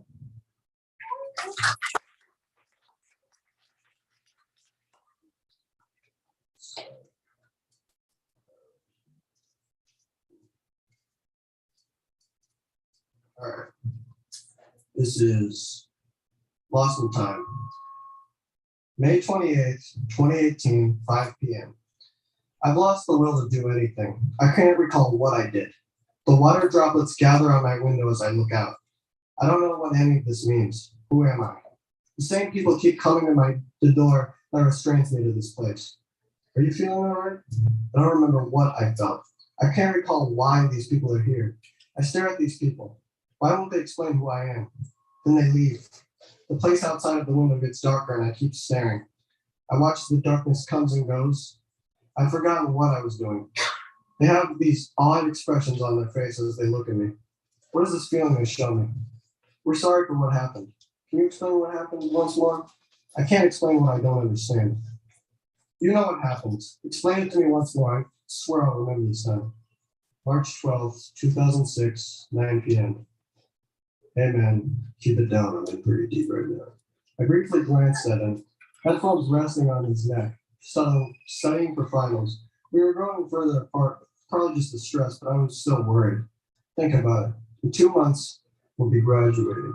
I don't want to blow it out. I looked down from the bunk to see a bowl of ramen and his iPod lit up by a lamp he brought from home. Yeah, it's going to be great. I laid my head back on the pillow and stared up at the ceiling. I'm overthinking things. Everything was going to turn out for the better. April 22nd, 2006, 10 a.m. I feel nervous as I stare at the paper. I stare at him. He's shaking. Hey, you studied all this. You got this. I grab his hand for a second. He looks at me and I nod, attempting to calm his nerves. Thanks, bro. May 27th, 2018, 7 p.m. I can't process what happened. I feel like I've lost some glimpses of what it was. They want me to explain what I did, but it happened so fast that my mind wants to forget. The hallway seemed so bright as I walked down it, but now as I look back at it, sheer terror. I no longer feel as if this is my home as I come through the door endlessly. You all think I did this? I'm confined to this chair. Calm down. Are you sure that's what happened? They don't believe it, but I wouldn't either. Memories are fading. Stories changed the last 3 times you've told it. Do you want me to explain what we saw? I nod and then it blanks. I stare out at the rain and settle on the sunset. The story isn't something I want to hear anymore. You should leave me alone. May 26, 2018, 10 a.m. I open my eyes suddenly. The day has arrived and I feel exhausted, but I must discredit this. For now, I walk down the hallway and glance back at the guest room. I haven't seen him in a year, since before he moved to be closer to a long-distance relationship. I've known him since elementary. Back in college, when I didn't have to worry as much, I recall all-nighters fueled by ramen and cheap energy drinks. The light blue sky let us know our efforts had not been in vain. I sat at the dining room table and watched the clock closely. Time was the only constraint left. May 26, 2018, 5 p.m. I hear a knock at the door and move faster than I think I ever have. I open the door and meet his dark eyes. His melancholy lips within me. Last time I saw him, he was a troubled, sleepless addict. He was caught up on some ex of his. He was far more distant. She got him into drug use. I set him up in rehab before he left town. Let's see. We gave each other a loose hug, backpack kind of greeting. His voice sounds a little deeper, and he looks much better. You doing all right? He nods and pushes past me. It feels a little distant, but we haven't spoken in a while. He moves through the hallway. Time shifts back, and I walk across the tiles and maneuver towards my door. On a much younger day, I've been on this exact route with him many times. Okay. I'm brought back to reality as he goes into the guest room. The years may have changed, but it all feels the same. May 27, 2018, 12 a.m. That girl drove me into my worst, man. I'm sorry for everything that happened. I shrugged. Let bygones be bygones. An expression of relief seems to me. We've probably really broken up about all that had happened between us. The night will be spent talking until the late blue skies. Me at 5 a.m. Tomorrow we'll head back. After everything we've been through, though, I'm kind of used to him being away. Anyway. June 18th, 2016, 6 p.m. Calm down, man. I looked at the empty shell of my friend. The drugs and rage inside of him were the ones truly in control. Are you siding with her? His eyes were filled with anger I've never seen before. Keep eye contact with him as I backed away slowly. I locked myself in my guest room and I hear his loud footsteps and heavy breathing drawing near. He's smashing himself against the door. I shiver in fear and a mixture of sadness. Holding my knees, the door smashes open and he stands there with bloody knuckles. Tears meet his eyes as he stares at me for a moment. Then his body crashes onto the warm carpet. May 29th, 2018, 1 a.m. So much swirls in my mind. Who was that man? They keep telling me about him. Why does the darkness only last temporarily? I want to see that man again. He brought a light that always kept the darkness away. You've gained self-inflicted amnesia. You can't recall anything? It's not that I can't remember what they say anymore. I'm losing my memories, losing time. What happened to him? Stop asking me. Tell me what happened to him. Is he okay? May 27th, 2018, 2:30 a.m. I'm not sure you're awake, man, but it was good to see you again. That long distance thing fell apart. I got nothing left. I've got no one to return to. After tonight, I'll wander again from motel to motel. What's the point of any of this? I still got this last one. I kept it when my girl left me 2 years ago. Look, man, this is it. I'll go out thinking about the only guy who ever gave a damn about me. May 27th, 2018, 11 a.m. I wipe my eyes and get up slowly. What happened last night? I traverse that hallway once again to reach the guest room. I open the door and mockingly say, dude, you gotta get up. It's like 3. Your bus gets you soon. Silence meets me. Turning on the light, I see him. The man I've known since elementary school. The man who shaped me. I'm 27 now. The best parts of my life have already passed me by. I work a decent job, nothing too special, but I have nothing to look forward to. I can only look back to see what I cherish most. Now I see my best friend, his lifeless body next to a needle. This unfathomable expression is on my face. I'm not sad, I have a smile that has fallen. Why would he do this? We've been through everything together. I've comforted him through breakups. During college, he always told me, man, it ain't working out now, but watch. We got unbeatable luck. Everything always turns out for us. I turn off the light and shut the door. I walk a few steps and collapse on the familiar tile floor. May 25th, 2006, 3 p.m. I look out at the crowd and then back at him. We made it, man. My smile has never been larger. Those cheap energy drinks and ramen fueled us to the top. I hold a diploma in my hand as I look out. It always turns out for us.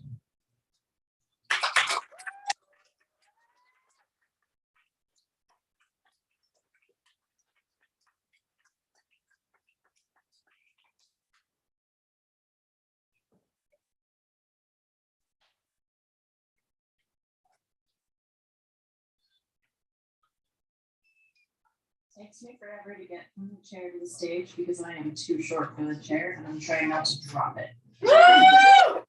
Thank you. Lola Nakashima Brooke is 16 and entering her junior year at Central High School. She's been published in Love Girls Magazine, Indigo Ink, and The Atlas.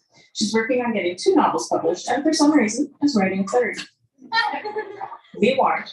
If you speak with her, there is a 50-50 chance of ending up in one of her stories. Lola, take it away.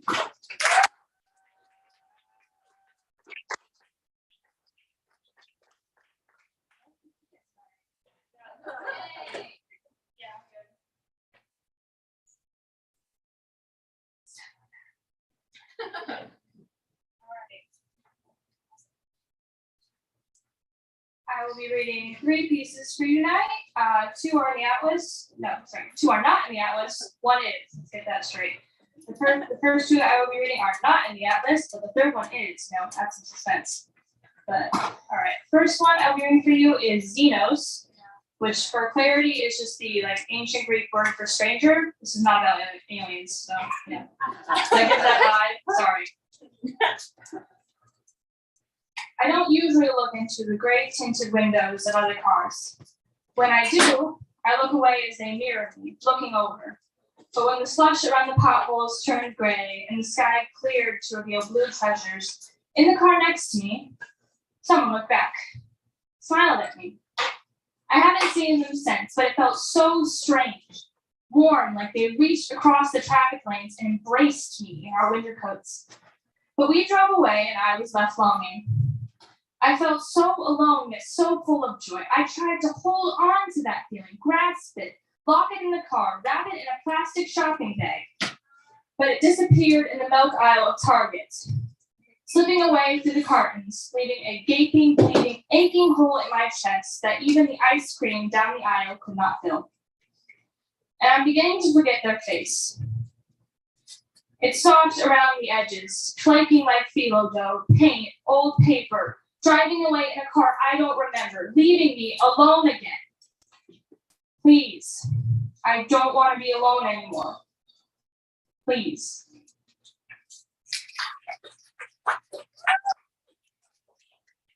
This is what I meant by multimedia.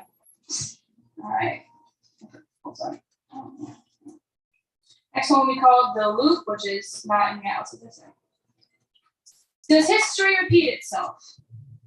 Do the flowers that grow after massacres, black-eyed Susans spouting up from dead men's skulls, carry pollen made of their thoughts?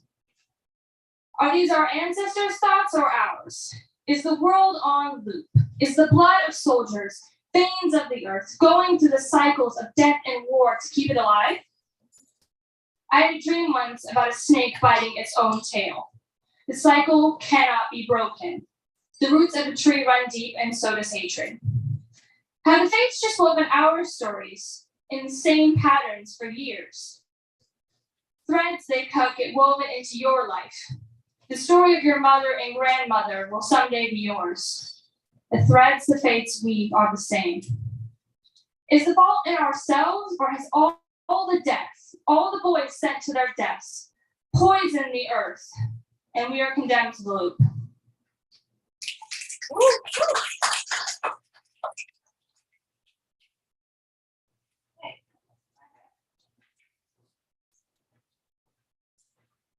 The third and final piece I'll be reading for you is called Genesis 4, and fair warning, there's some blood and murder.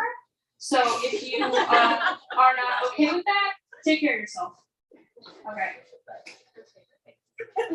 I don't mind the fields. I am the only one who doesn't. The sun kissing my skin when I look up to the heavens. My feet bathing in the mud, the bugs saying hello to me. Tilling the fields, bearing fruit and wheat. My brother is a killer.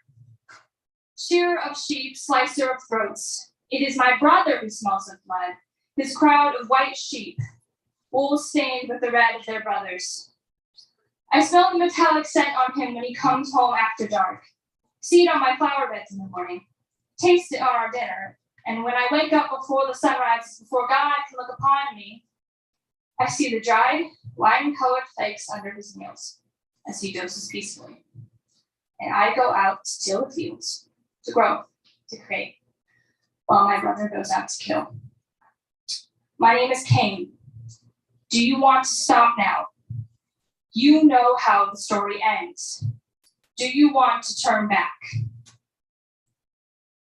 When God looks upon me, he sees a worker. He sees me toil in the fields. He knows I do not complain. I serve my family well. I serve him well. But still he favors my brother, Abel and his sheep. I pay in the yields of the ground he made. Abel pays in blood.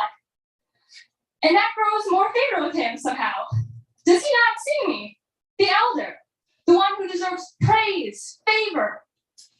The sun burns my skin when I look up to curse the sky, me down as the bugs bite me. I work and work. Why am I worth less than him? My brother is a killer. The ground opens up to take the blood he spills. A hungry monster, but it mocks me with every failed crop. God himself taunts me. If you do what is right, will you not be accepted? I have done what is right my whole life, and I am denied. My father warns me, sin crouches at your door. Don't let it rule you. He's wrong. I rule sin. I have conquered it my whole life. And now I will finally let myself go. I will ask you again, do you want to turn back? No? Abel, come to the field. It is something I have seen my brother do. I've watched him kill sheep without mercy for years. The younger one teaches the elder. The blood of my brother is on my hands. I watch him bleed out and die on the soil I tilled. It drinks his blood up, sucking up every last drop, gurgling and bubbling. It wears bloodstains. It wears them like a silk robe.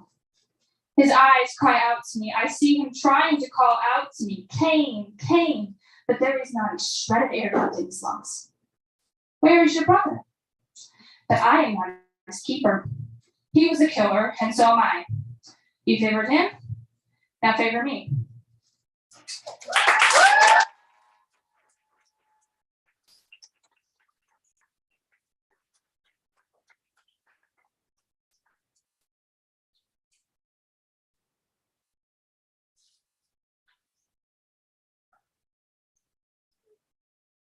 I am excited now to reintroduce you to our opening act, Cass.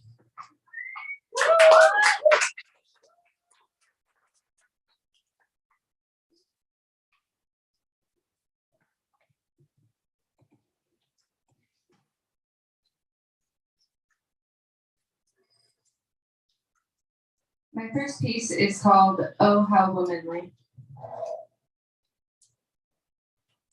You are, without doubt, chiseled from the same grief of your creator, your mother, who, as the river bends and bends to accommodate the jagged shores she crashes up against, creating tide pools, kissing banks.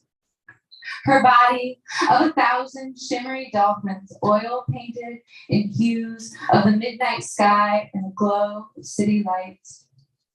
These marine mammal fragments of her arch their elegant spines, becoming diving waves with loyal homeward instinct. Maternal homeward instinct that infects you with just as much inevitability. Guilt. Held with two good hands, two good bloody hands that beg to be held, but their palms are met with disgust that feels so familiar, stings so fresh. You wish you'd had a louder voice. You paint yourself a coward. Finding shame in your own reaction to violence, you try to justify crimes that don't exist. You sit victim. Your bite is too quick towards the strangers whose hands smell like greed and lust and death. Your muzzle is too soft to your masters. You are too forgiving. With your slender arms always open, you are too loving, too patient, too delicate. It is too hard to love you.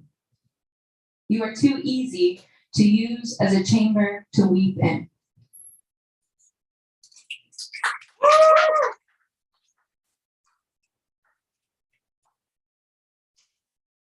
I killed my motherly instincts before they were born. I tore them out of my body and ate them off a platter with a silver spoon and an antique butter knife. Buried in the engraved details of the silverware are the past lives of those who owned the vintage tools before me. Plastered to the sleek surface of the metal is the red liquid that dies in my veins alone. The blood isn't on my hands. I take no ownership. This is why I eat with instruments. My calloused palms and the tap water and the dish soap can scrub the blood out, but the past lives that dirty the crevices are too stubborn to remove. I wouldn't want to anyways. Grit pays the rent. I made a house out of stolen memories, and I'll make a home the same exact way. The riches adorning my slender fingers and tense neck always far outweighed anything my womb could produce. I want the pearls, the chains, the gold champagne. I want to submerge myself in my own Hollywood backyard pool, and I want to drown there too. I want to die drenched in the life I've created, I've built, blade by stolen blade. I want to live for myself, goddammit. Why is that such a sin? Don't turn this into a confession. Don't pray for me. Don't pity me. Don't sympathize. Don't even turn me into the face of your modern woman. I'm not your movement's fucking parent. Let me live and let me die for myself, alone. With silver on my fingers, my neck, and my dining table, and a hollow chamber beneath my core. This doesn't end in a shift in demeanor or the exposure of a heel. Stop expecting it to. My teeth are still bared, and as far as I am concerned, you are still listening for the snap of them. Stop tracing your fingertips along my exterior, looking for a crack to wedge yourself into and pry. There is no opening for your nails to curl underneath and pull, no layer for you to delicately remove. Stop fucking asking for one. Call me a bitch and go home already.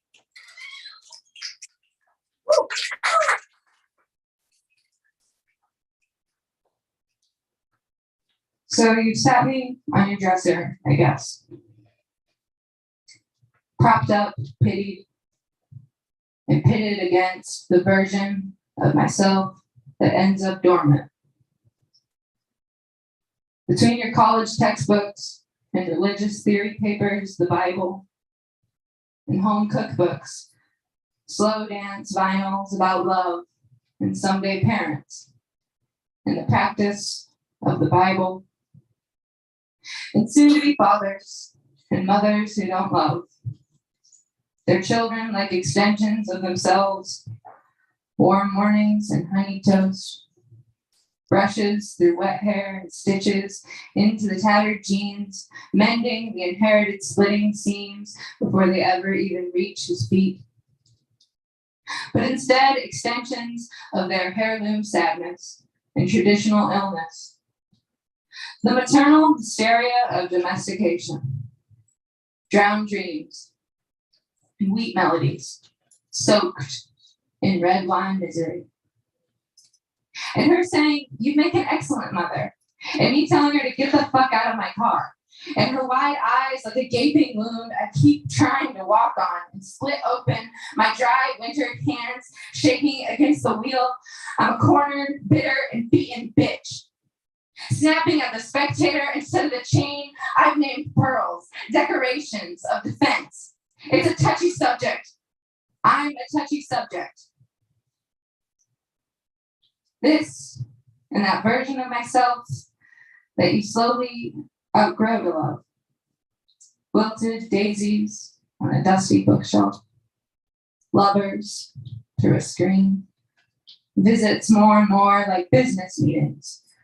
Keeping up affairs and banking my life on the only commodity I ever loved with vivid maternal instinct. Because it promises to keep me safe from the absence in my heart that haunts me. Avoid addressing the nature I lack towards those with no choice but to forgive me. It promises me one nicotine hit of an affirmation that I can always love it more than it loves me. Thank you.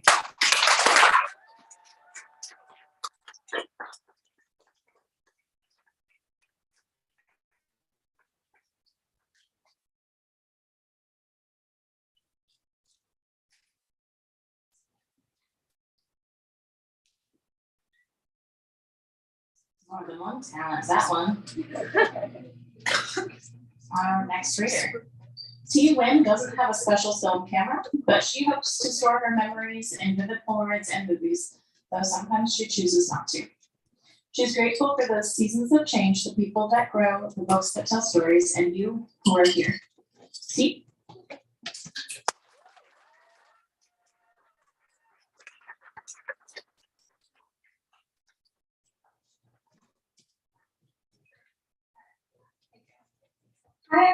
Hi, my name is T. Nguyen. I'm reading 3 pieces today for you. The first one is Leo the Memo. I am a Leo, which means that one day I search on Google, is there a spell to be a mermaid that actually works? I received no legitimate answer. Another day, some weirdos asked me, why do you have such a high ego? And guess what? They received no answer, for my ego is too high to answer such dumb questions. The other day, I went to Adventureland, and the Aquarius in front of me turned back and asked so admiringly, oh my gosh, that roller coaster must be just a piece of cake for you. You're a fearless Leo. And guess what? I screamed at the top of my lungs, yes, right in the waiting line, making the people there feel as though their eardrums were broken. Hashtag, sorry, not sorry. Then they tell me, attendant Hawk, welcome to your imagined spotlight. And I'm like, dude, even though my stupid sign is rolled by the sun, I prefer the lazy song. A lot of times, astrologers call me inflexible. God, please give them classes, for I can dance, I can jump, and I can roar. They also call me jealous and stubborn. But dear astrologers, the truth is, yes, I know how to say no and not feel guilty about it. Yes, I hate to lose, but I can compromise too. If you just have a little patience. These days, I 100% agree with Mr. Shakespeare that the fault is not in our stars, but in ourselves, for we are the underlings. So, fellow Leos, aka the kings of jungle, how to not be the underlings? Let's make a time machine and arrest the stupid genius who created these ridiculous signs. Let's leave the star alone. They don't ask to be the rulers of our life, and I'm serious. If the time machine tells, let's break all the barriers and assumptions people make about our personalities. Let's show them how to understand L, learn to, E, ease the mind, O, open the eyes. Brought to you by Leo the Memo after a long time tolerating so many zodiac believers. With respect. Thank you. Woo! The other one is to the boys and girls who show me the beauties of dreams. Serendipity, a noun.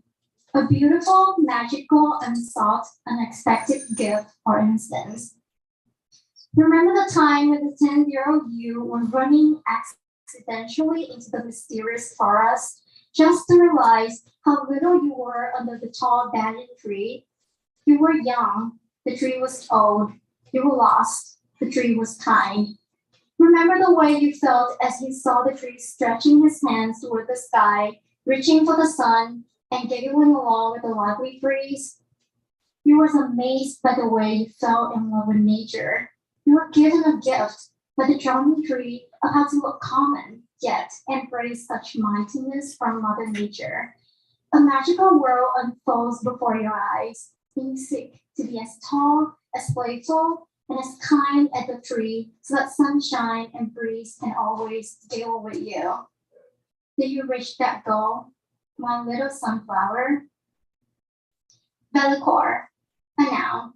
The strange nostalgia of an old bookstore, which is somehow evoked by the passage of time. Remember how your friends call you a weirdo for wanting to buy the lonely man's old bookstore at the outdated corner of the busy city where you were born? You knew how strange you were, yet still couldn't stop yourself from hoping for a day when you could add the nostalgic, sentimental vibe to a city dominated by cars, stirring people, and inescapable dust.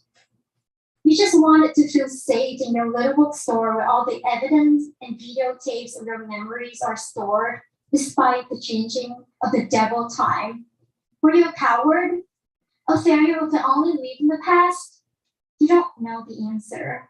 Still, up until these days of your adulthood, you wonder, when did that silly dream become such a hopeless exile living in your evolving memory?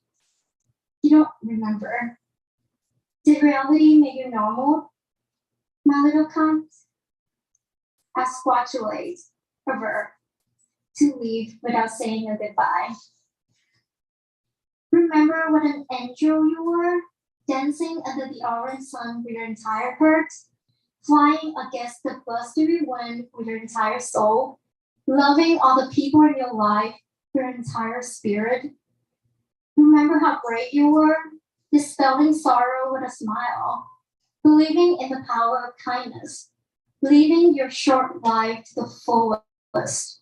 Remember what a hero you were, sacrificing yourself for your friend, feeling happy with a damaged heart, making others feel loved despite how brutal life plays on you. You left, suddenly, painfully, without saying a goodbye. You were attacked, swallowed, and defeated, the cruel hurt disease.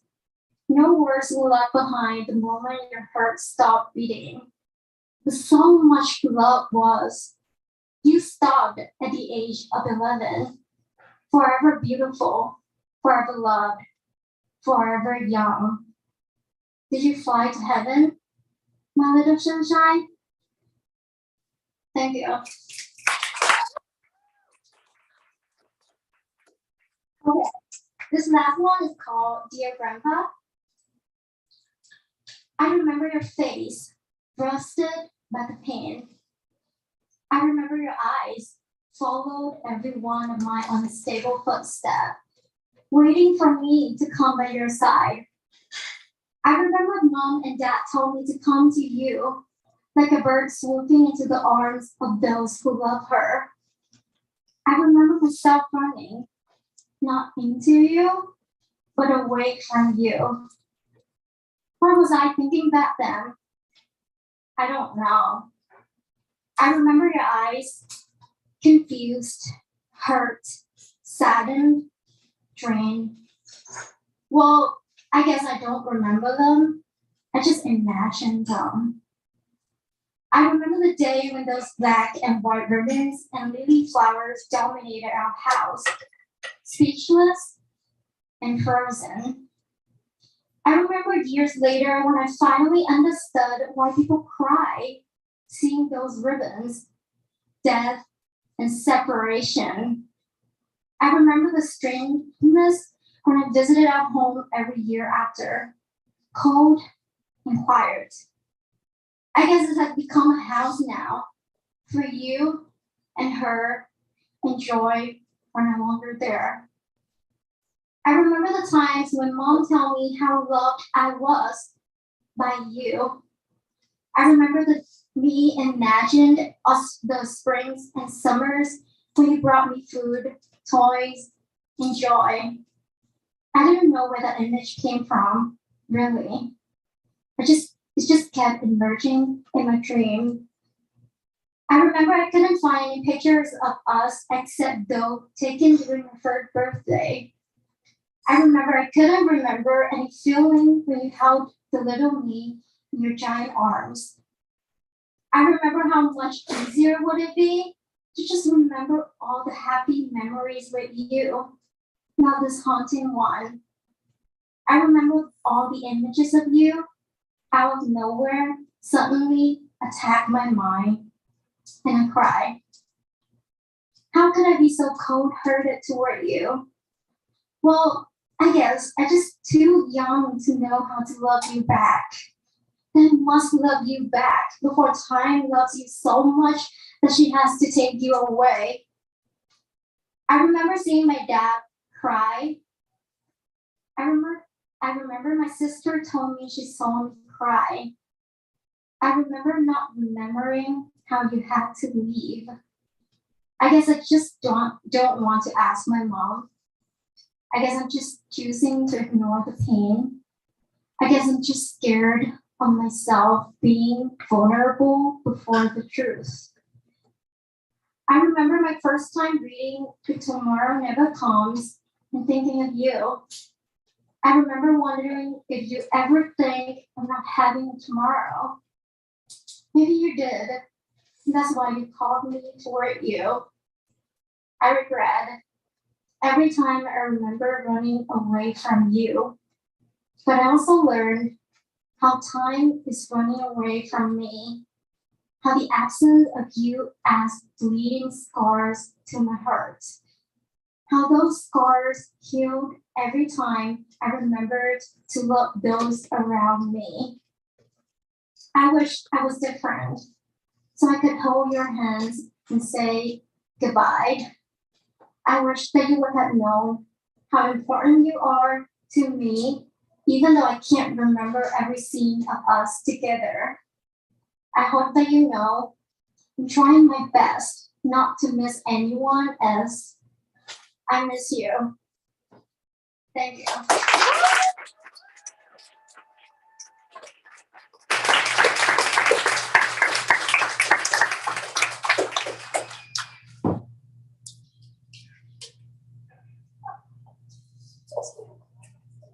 Make me sad before I just stand and drop you.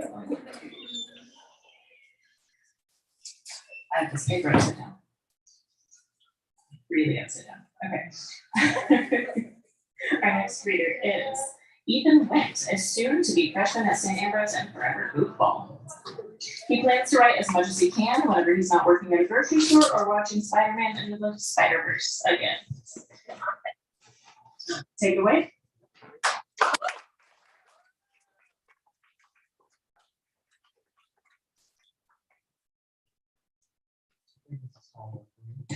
Myself. Hi guys, we're reading 3 pieces for you. All of them will be in the Atlas 17. Be sure to check that out. First piece is Pins and Needles are all over the house. I walk carefully and stay as quiet as a mouse. I know he gets upset easily. 1 second smiles in fun, the next screaming in anger. She plays along too. They'll fight with each other over who's right. Rarely is there a correct answer. Anything I do is wrong. Just stay out of their way and let them talk it out. Tomorrow will be like nothing happened. I'm sure we'll all work itself out eventually.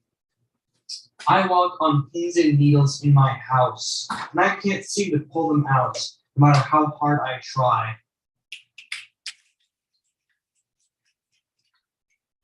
The next piece is called A Message to a Person Who's No Longer With Us. Dear you, if I say your name, then I'll break down into tears and not recover for a whole month. It's a hard thing to deal with, you. You were incredibly special to me, to everyone.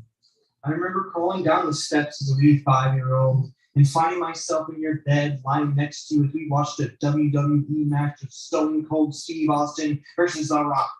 You told me all the different move names as I watched 2 grown men throw their lumbering giant physiques at each other in increasingly extravagant ways.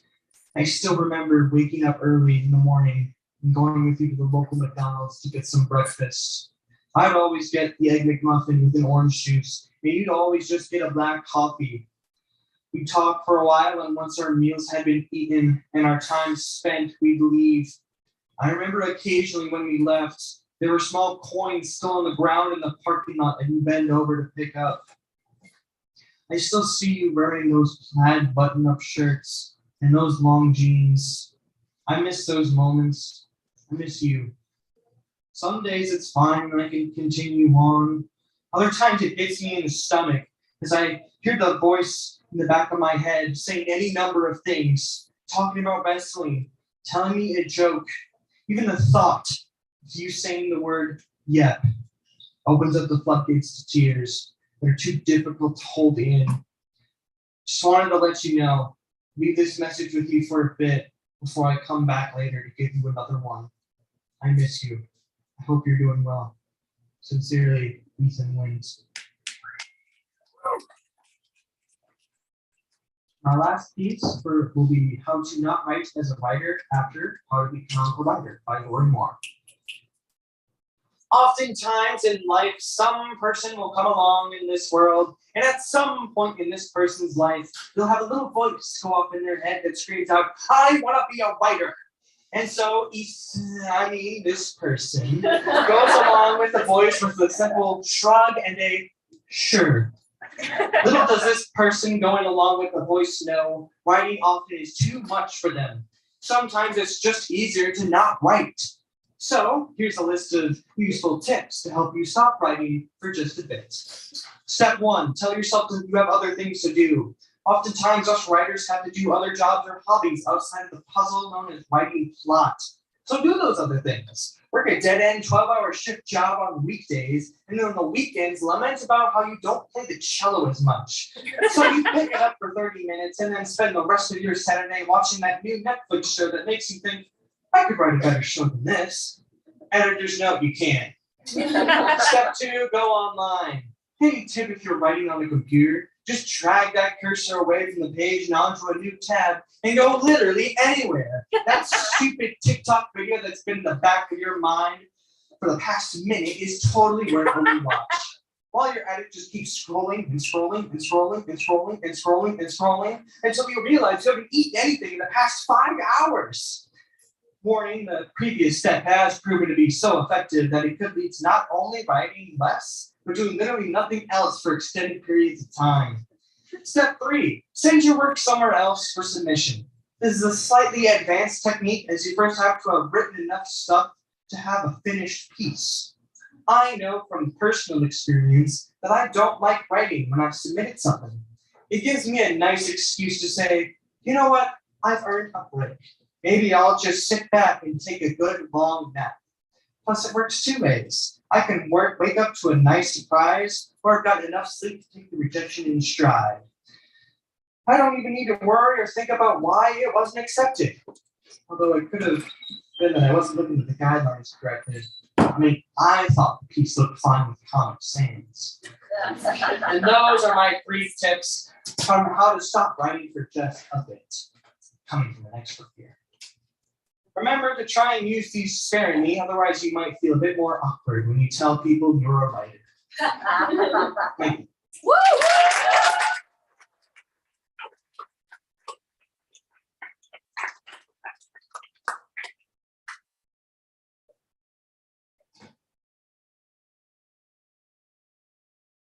Our next reader has the distinction of being the only person reading tonight who has never been an intern in the Young Emerging Writers Program. However, they have been a workshop leader for 3 years now and generally kick booty. Melissa, take it away.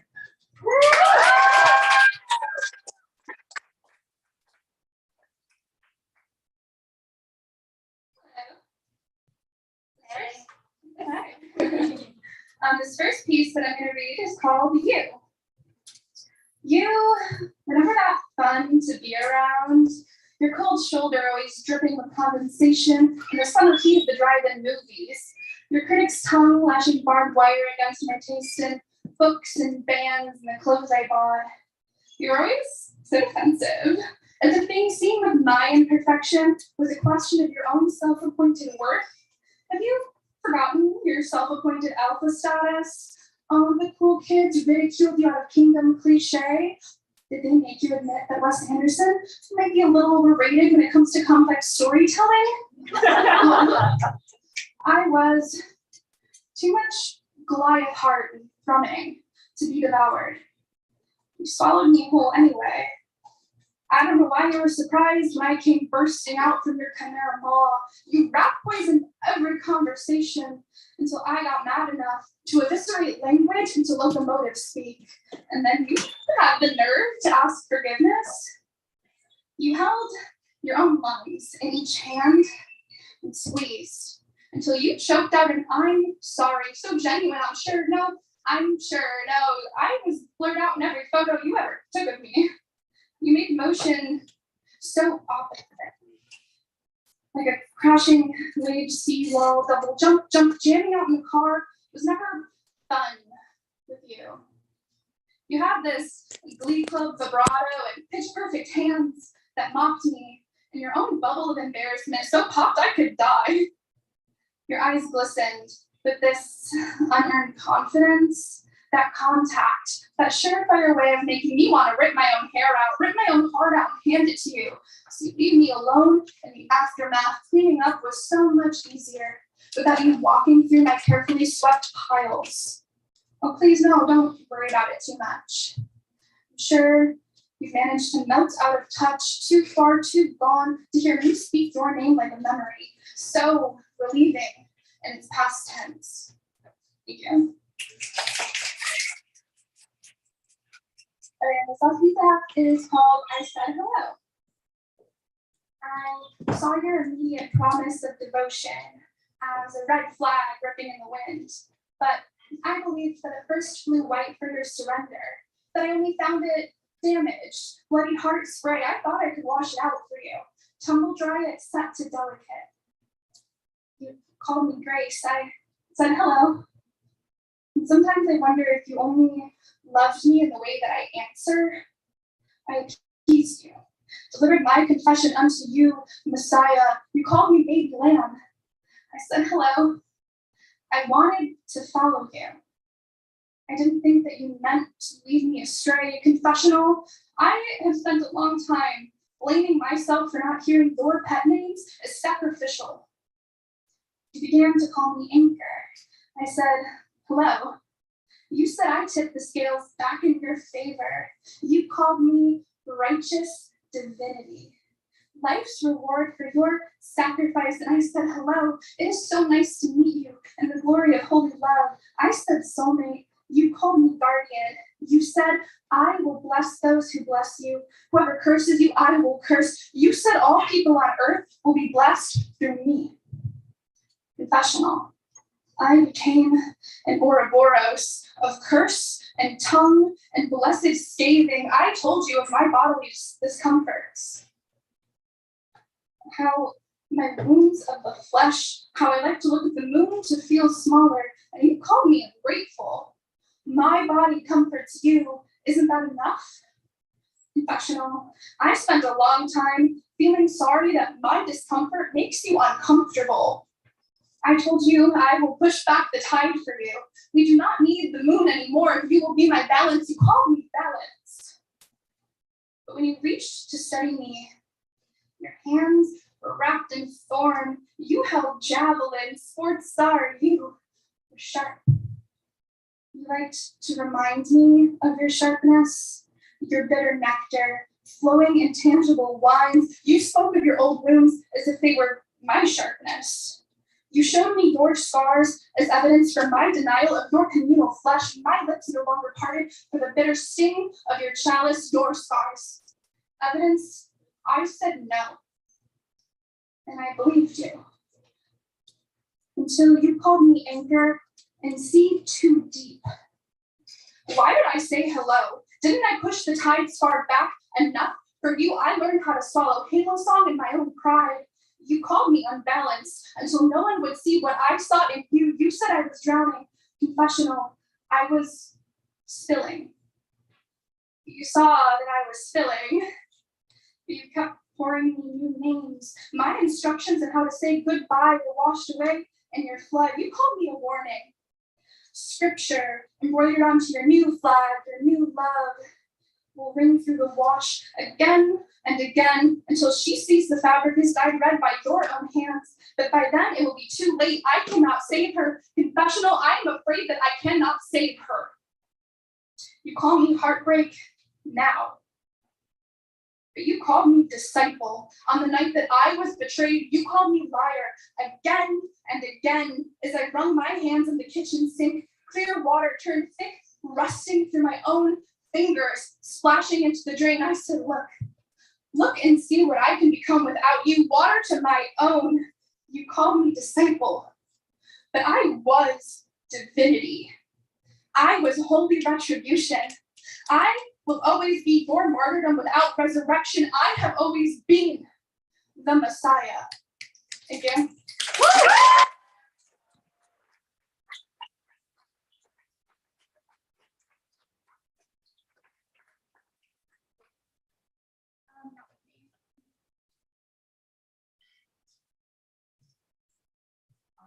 Thank you, Melissa, for the Alex Olson vibes.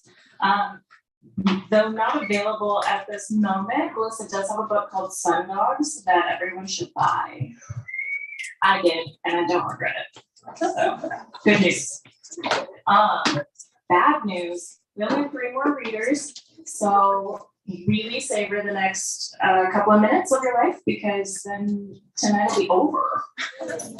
Our next reader is a first-year member of the Young Emerging Writers Internship. Before they started writing, they were a world-renowned chocolatier in the Great Pyramids of Giza. They hold 2 world records, one for world's worst imposter syndrome, but lots of competition there, and lots of competition for the other one, most unfinished projects. Phoebe Fuller, take it away.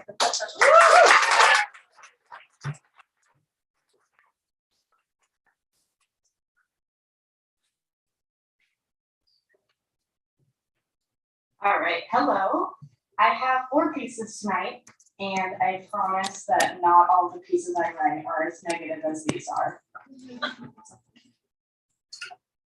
This first piece is not in the Atlas 17. It is called Power Lines.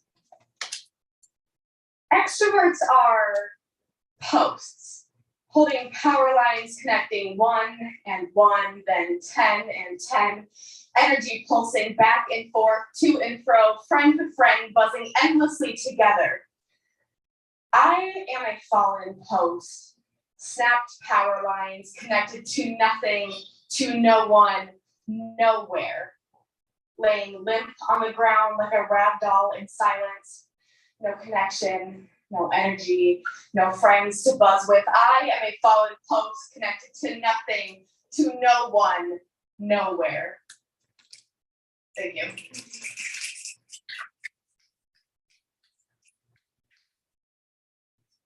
My next piece is also not in the Atlas, and it is currently untitled, so you're in for a huge surprise.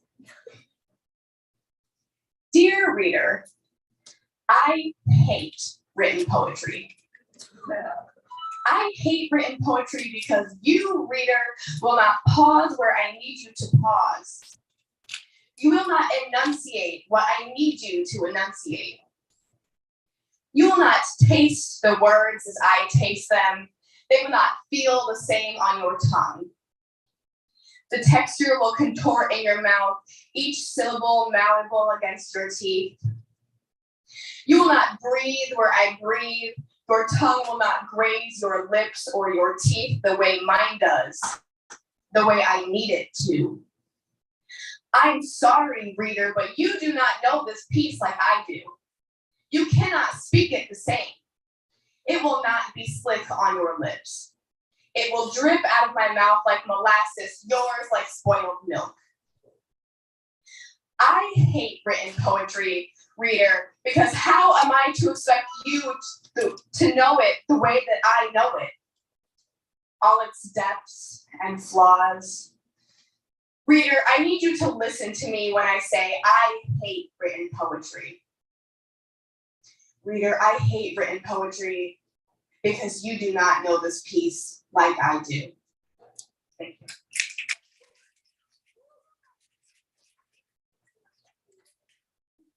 My next piece is in the Atlas 17. We don't have page numbers yet, but it'll be in there.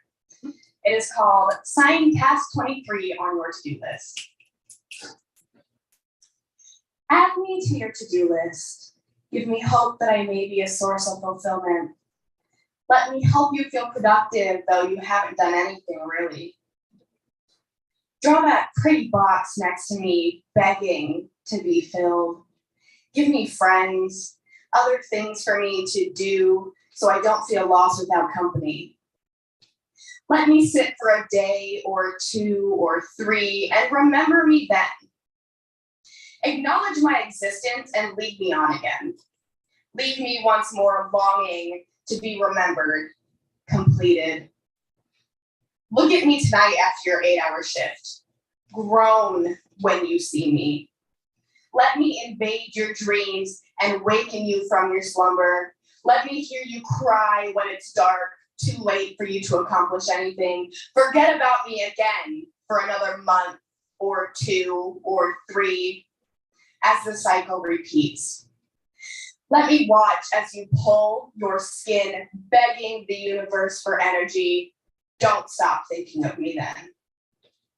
Keep me in the back of your mind to tear you up in the morning and throughout the day. Let me wallow with you and let me eat away at you and let me remind you that you are lazy, unproductive, surrounded by filth.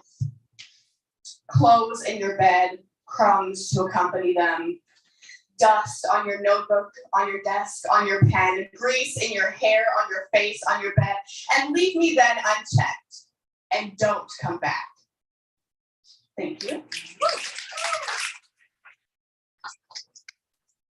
My final piece is not an Alice, but it is called Sweet End. Step up to the light, first hold it in your hand, then to your heart. It sizzles and sparkles. The pain is manageable. The beauty is not. Envision what comes next. Let the light hug you tighter and tighter. It's hard to breathe now.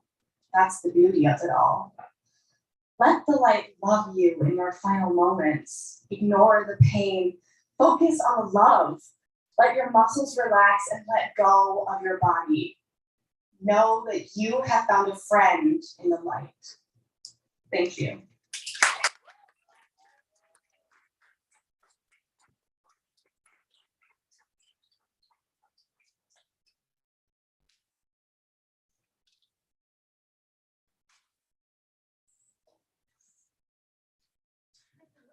Thank you, Phoebe. Our next reader enjoys listening to old music, playing video games, gardening, sewing stuffed animals, and struggling to catch wild animals that absolutely should not be caught. I edited that line a little bit. You can summon him by piling clearance costume jewelry on the floor and talking loudly about plants. Joe, take it away.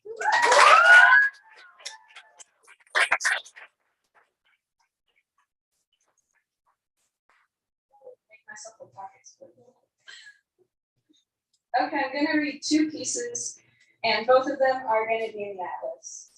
The first one is called Stuffed Animal Dicetheism. Dicetheism, the belief that there is a God, but that this God is not good, and possibly, although not necessarily, evil. He mostly does it because he's bored and likes to get things done. Fills their arms with cotton fluff and seashells formed from the sun. Sometimes lost buttons for the eyes, sometimes old cabochons. Words come through stitches on their mouths, he shushes with his palms. There's bears and dogs and rabbits and frogs and things that have no name. Ties ribbons around the necks of those who can't quite get the game. He sews them from old scraps of cloth, remains of grandma's quilts. Patterns are all rushed and crushed, so often bodies tilt. Before he brings them out for sale, he lines them one by one. Now quiet now hush and shush. Recall, you're made for fun. And then,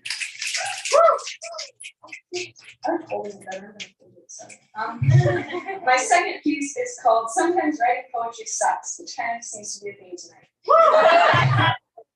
Sometimes writing poetry sucks, and you wonder if you should have entwined it so intricately with your identity.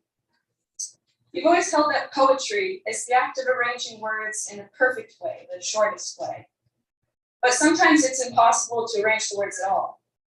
Sometimes the words you want to put down fly as swoop sparrows, or jump away from the page as toads you can't catch.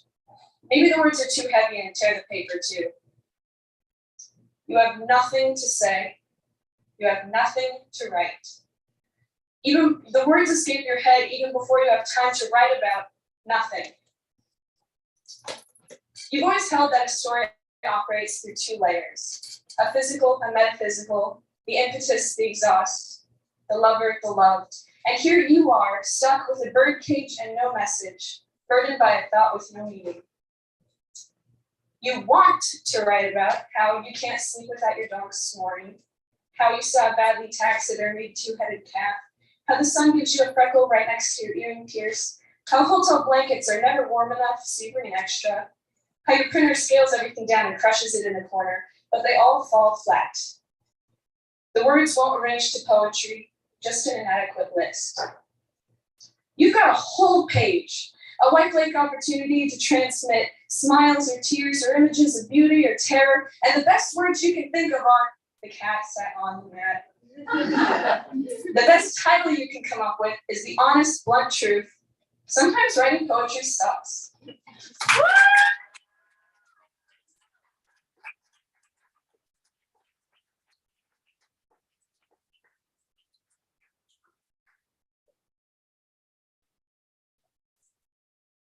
Gel was glittering. Not a metaphor, but also accurate as a metaphor. Our final reader for tonight is a former intern, ongoing talent, a recent college graduate, and also, I guess, a potter. Maddie Young, close us out proper.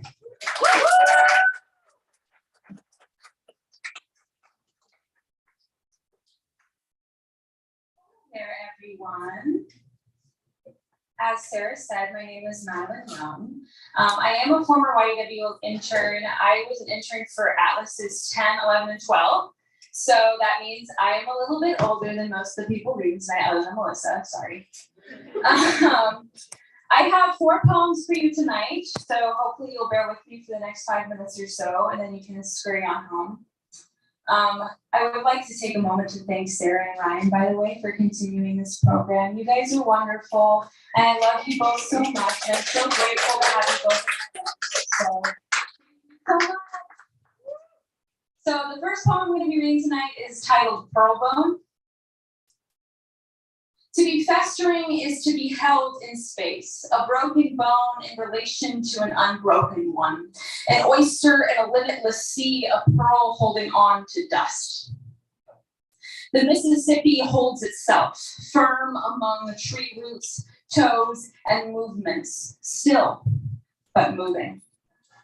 You can watch it if you like.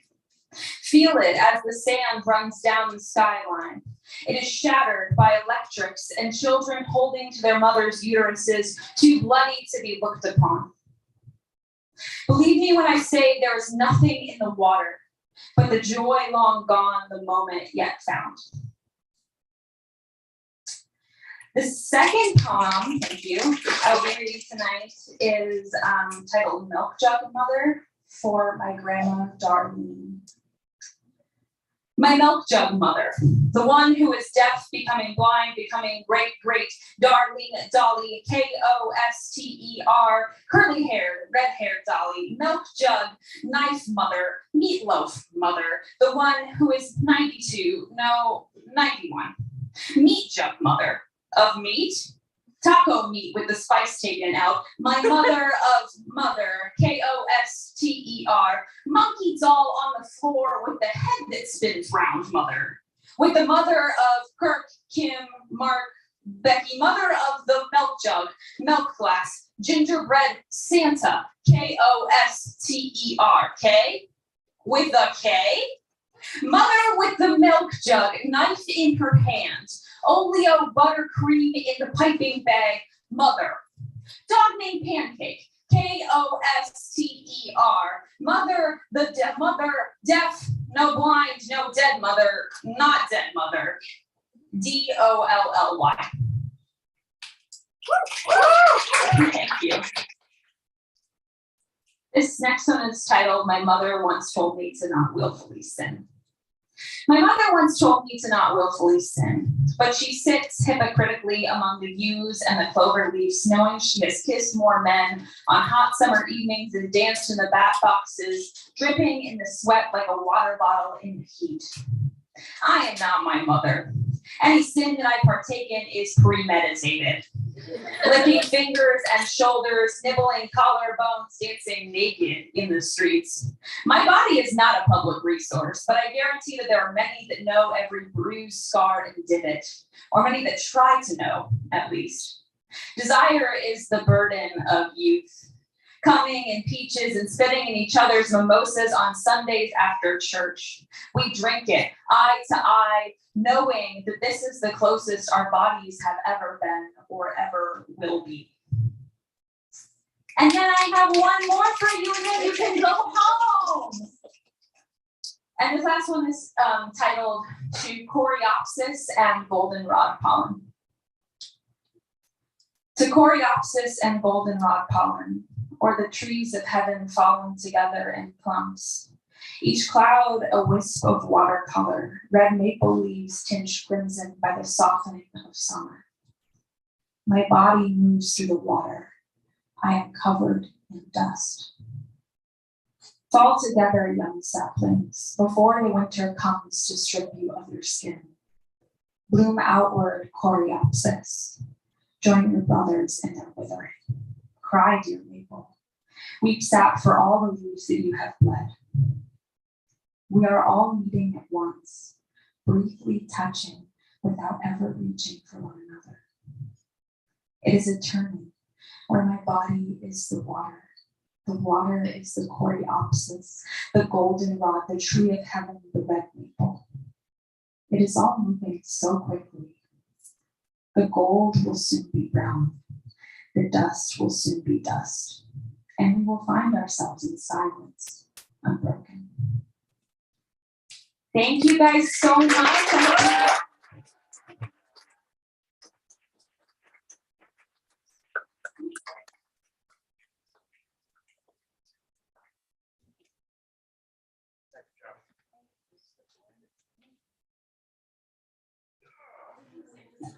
Yo, keep it going for Maddie.